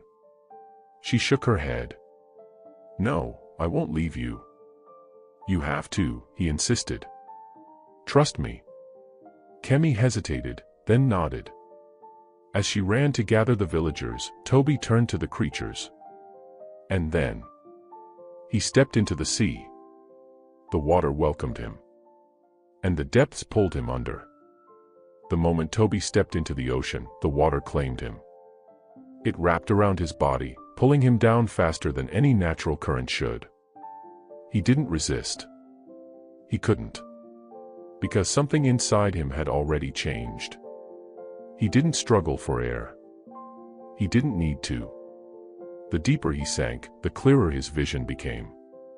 The darkness of the abyss should have swallowed him whole, but instead, he could see. Strange, glowing creatures slithered past him, their forms shifting in and out of focus. The water wasn't cold anymore. It was alive. And it was waiting for him. A shape loomed ahead. Toby's breath caught. It was not a natural formation. A massive structure sat at the bottom of the sea, covered in coral, barnacles, and twisting seaweed.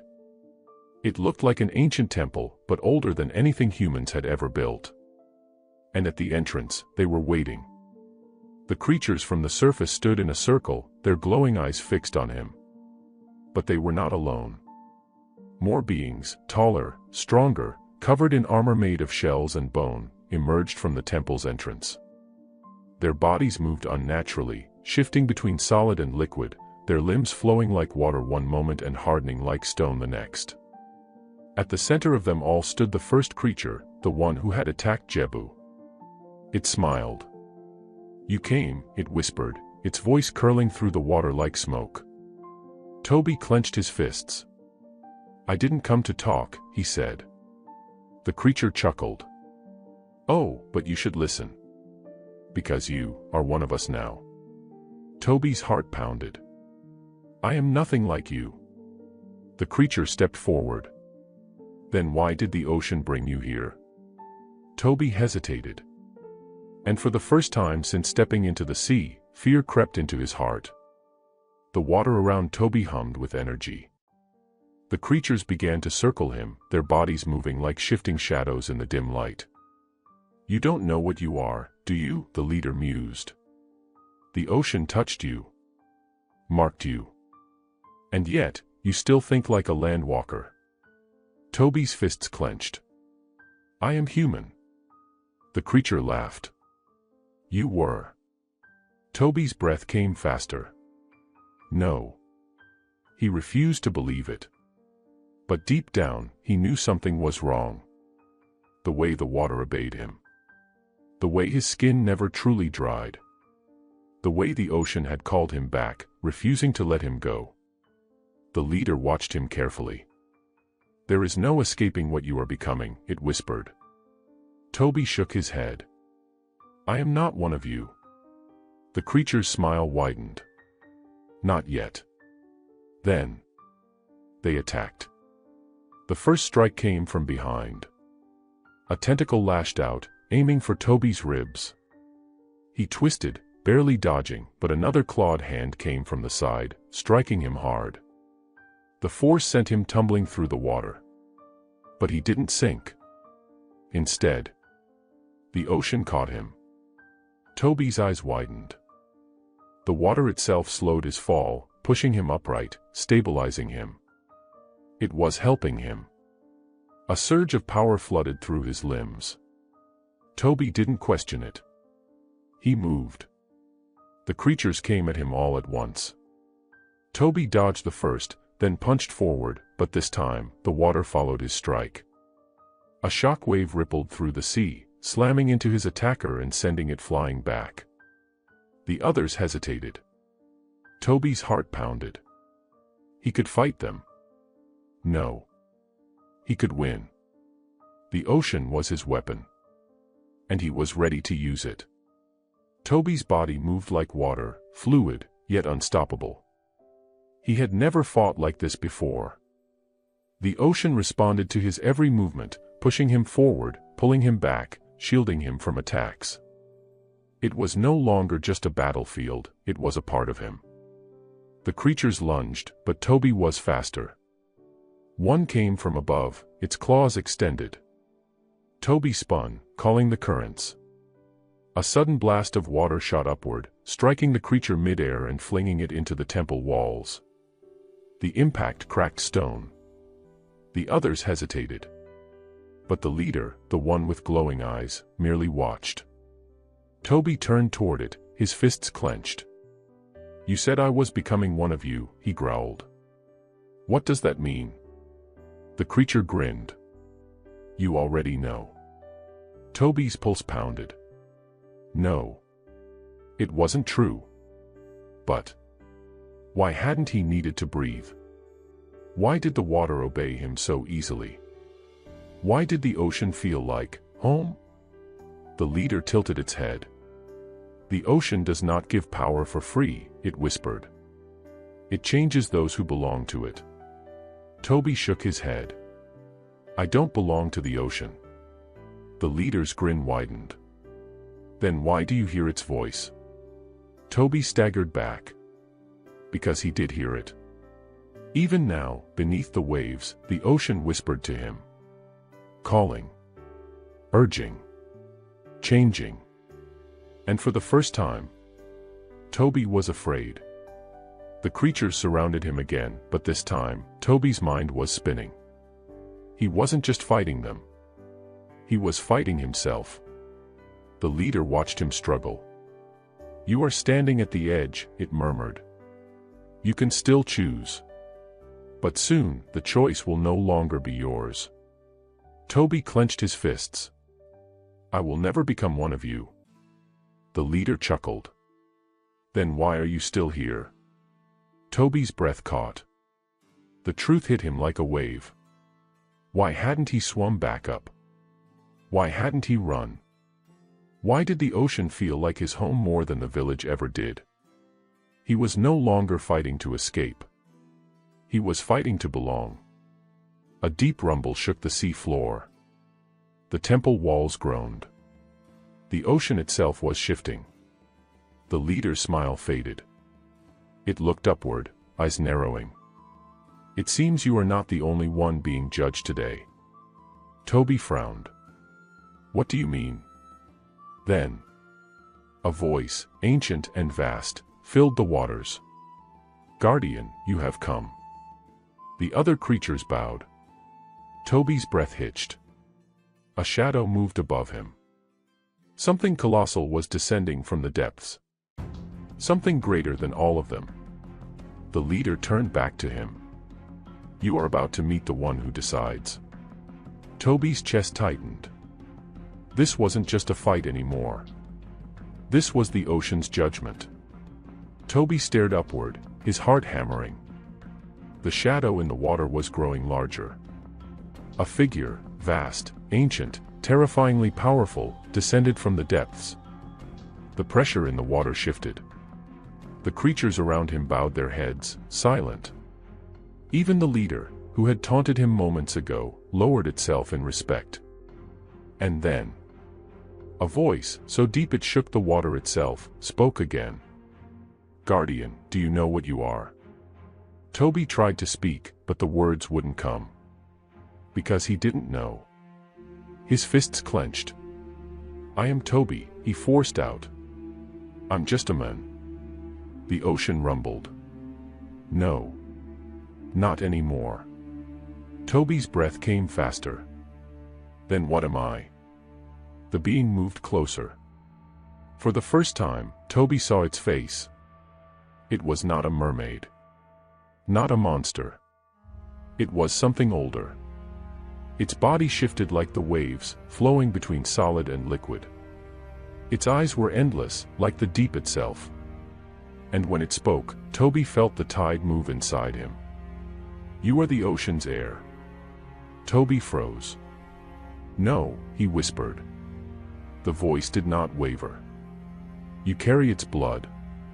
Its power. Its memory." Toby's hands trembled. "That's not possible." The being's gaze darkened. "Then why do you hear the call?" Toby swallowed hard. Because he did hear it. And for the first time, he could not deny it. The ocean churned around him. Toby wanted to run.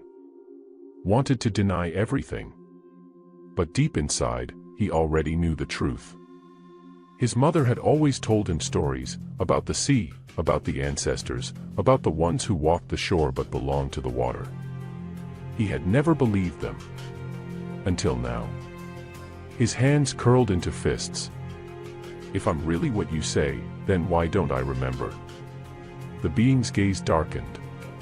Because the ocean does not give without taking. Toby staggered back. Memories, ones he didn't recognize, flashed through his mind. A temple beneath the waves. A storm that drowned a kingdom. A child, carried away by the tide, never seen again. Toby's breathing came fast and shallow. "That's not me," he whispered. It is you." The ocean's whisper curled around him. And for the first time, Toby realized he had never truly belonged to the land. Because his blood had always belonged to the sea. Toby's chest rose and fell in rapid, uneven breaths. He wasn't just any man. He wasn't just a contractor who had come to Jebu for work. He was something else.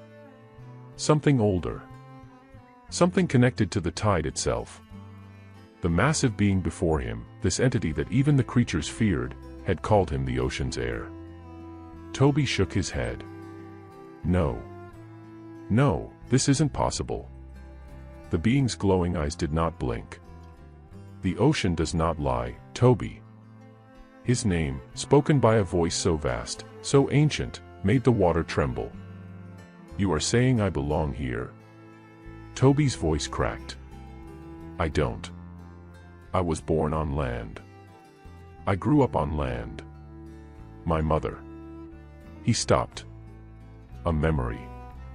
Faint. Fragile.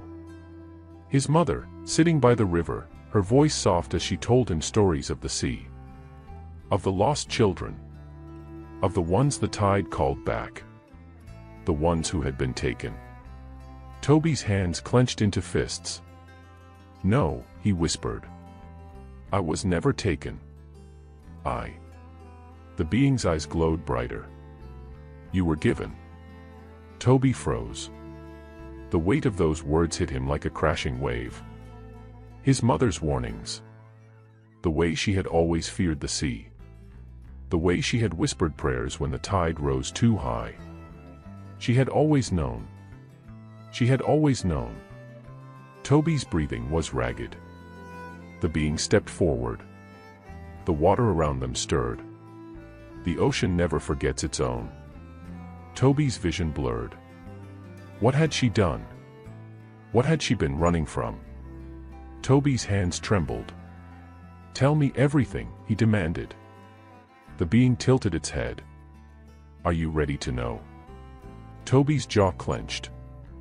"I have to." The ocean shifted. Then, the voice spoke. "Once, long ago, there was a woman who loved a man of the shore. But she was not of the land. She was of the sea. A daughter of the tide." Toby's heartbeat stopped. The voice continued. "She abandoned the water. She ran. She bore a child, half of the land, half of the sea. But the ocean does not forget its own." Toby's fingers dug into his palms. It came for her.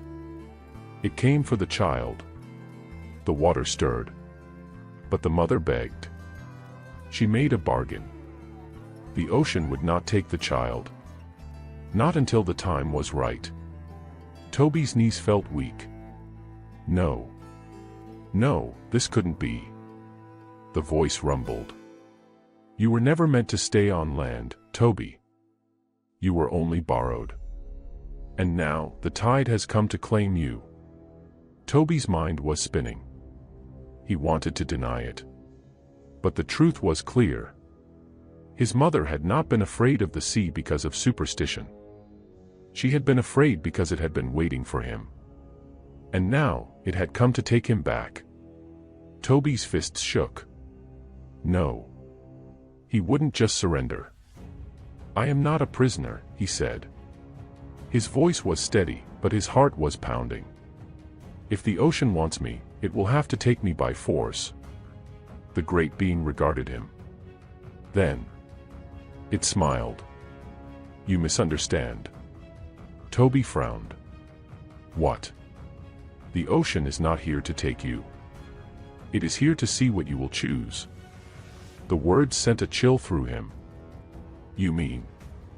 His throat felt dry. "I have a choice." The being nodded. "Become what you were meant to be, or return to the land and deny your blood. But know this, if you turn away now, the ocean will never call you again." Toby felt the weight of those words. The truth was no longer a secret. He was born of the sea. It would always be inside him. But could he turn his back on everything he had known? Could he deny what he was? The water around him hummed with energy. The choice was his. And the full moon was rising. Toby's mind swirled like the ocean current. A choice. The ocean was giving him a choice. But was it really a choice at all? If he stayed, he would become something more than human. If he left, he would turn his back on everything written in his blood. His heart pounded. "I don't understand," he muttered. "Why now? Why not sooner?" The ancient being regarded him with those endless, glowing eyes. "Because the ocean does not take before its time." Toby's hands trembled. "Time for what?" he asked. The water stirred. "For you to remember." Then the ocean opened his mind.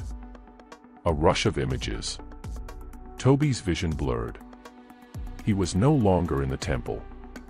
No longer in the present. He was somewhere else. Long ago. A storm raged over the sea. Lightning flashed, illuminating towering waves. The ocean churned violently, thrashing against the shores of a forgotten kingdom. And in the water, a child. Drifting. Alone. Toby's breath caught. It was him. He saw his tiny hands reaching out, his lungs burning as he tried to scream. But instead of drowning, the ocean carried him. Gentle waves wrapped around him like arms, lifting him instead of pulling him under. The storm roared. The tide claimed him. And then, a whisper. A voice from the depths. "You will return when it is time." The vision shattered. Toby gasped, his body jerking as he was pulled back into the present. He was still in the temple. Still surrounded by creatures of the sea. Still standing before the being that called itself the ocean's will. But now he knew the truth. The ocean had never been his enemy. It had been waiting for him. Toby's breathing was uneven. He looked down at his hands. They were shaking. The water around him felt different now. It wasn't just a body of liquid. It wasn't just something that carried life. It was alive. It had carried him. It had protected him. It had waited for him to return. Toby lifted his gaze to the massive being before him. "You knew all along," he murmured. The being nodded. "You were never lost. Only waiting to be found." Toby swallowed hard. He had spent his entire life believing he was ordinary. That he was just a man. But now he wasn't sure who, or what, he really was. The water hummed. The creatures around him waited. The oceans will gaze down at him, patient and eternal. Toby's heart pounded. The choice was before him. Stay, and become what he was meant to be. Or leave, and never hear the ocean's voice again. He closed his eyes. He thought of his mother. The sacrifices she had made. The fear she had carried. She had bargained for his life, but had she ever truly believed he could escape the ocean's call? Toby opened his eyes. And he spoke. The ocean waited. The creatures around Toby held their breath. Even the ancient being, the ocean's will, stood silent, patient. Toby inhaled deeply. The choice was his. And for the first time, he knew what he had to do. His mother had made a bargain to keep him away from the sea, but he was never meant to escape it. He had always belonged to the water. Toby lifted his chin and faced the great being. "I accept," he said. "I will take my place." The water shuddered. A deep hum echoed through the ocean floor, a sound so ancient that it made the very temple tremble. The creatures bowed. The oceans will regarded him for a long moment, then nodded. Then the sea welcomes its heir. And just like that, the transformation began. A strange warmth spread through Toby's chest. The water around him glowed. He felt light. His veins pulsed with something powerful, something endless. The ocean was not just a place. It was not just a force. It was alive. And now, Toby was a part of it. He gasped as his senses expanded. He could feel the waves far beyond the temple. He could hear the whispers of the deep. He could sense every living thing in the ocean, from the smallest fish to the mightiest sea beasts. Toby's fingers trembled as he looked down at his hands. The skin was still his, but now it shimmered with an iridescent glow. His lungs filled, not with air, but with breath that belonged to the water itself. He was no longer just a man. He was both land and sea. He was the ocean's heir. The oceans will watch him carefully. "You have accepted your truth," it rumbled. "But now, you must prove your worth." Toby tensed. How? The water around them darkened. And then, a roar echoed through the depths. A shadow moved. Toby turned sharply, his new senses tingling with warning. Something massive was approaching. And then, it emerged. A colossal sea beast. Its body was covered in dark, jagged scales. Its eyes glowed with fury. Toby recognized it instantly.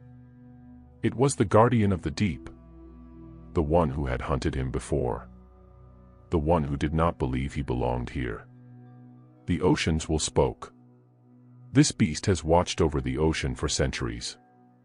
It does not recognize you. If you wish to remain, you must prove yourself to it.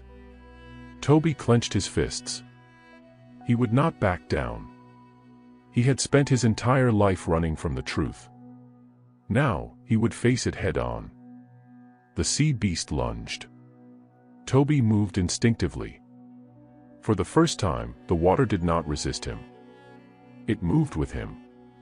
He dodged just in time, twisting through the currents like he had been born to do it. The beast roared and turned, its massive tail sending shock waves through the ocean. Toby's heart pounded. He had to end this, not with brute strength, but with understanding. This creature was not just attacking him. It was testing him.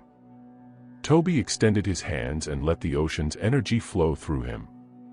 His voice was steady. "I am not your enemy," he called. "I am one of you." The beast snarled. It charged again. And this time, Toby met it head-on. Their energies collided. A deep rumbling sound filled the ocean. And then, the beast stopped. Its glowing eyes locked onto his. It saw him now. Not as an intruder. Not as a land dweller. But as one of its own. The creature let out a deep growl, and then it bowed its massive head. Toby released a breath he hadn't realized he was holding. The oceans will spoke once more. "You have proven yourself." The water brightened. "You are no longer just a child of the land. You are now a guardian of the deep." Toby's heart swelled. He had done it. He had embraced his destiny. The ocean was his home now. But there was one last thing he had to do. Toby looked upward, toward the surface. The oceans will understood. "You wish to say goodbye?" Toby nodded. "To the people who cared for me." The ancient being smiled. "Then go." The ocean will always be here when you return. Toby rose through the water. He broke through the surface as the full moon shone down upon the waves. And standing on the shore, waiting, was Kemi. Her eyes widened as she saw him. Toby walked toward her, the water dripping from his skin. "You came back," she whispered. He smiled. "I had to." She hesitated. "Are you still you?" Toby reached out, took her hand. "I am," he said. "But I am also more." Kemi's eyes filled with tears. "I thought I lost you." Toby shook his head. "You never did." She squeezed his fingers. "What happens now?" she asked. Toby looked back at the waves. The ocean was waiting.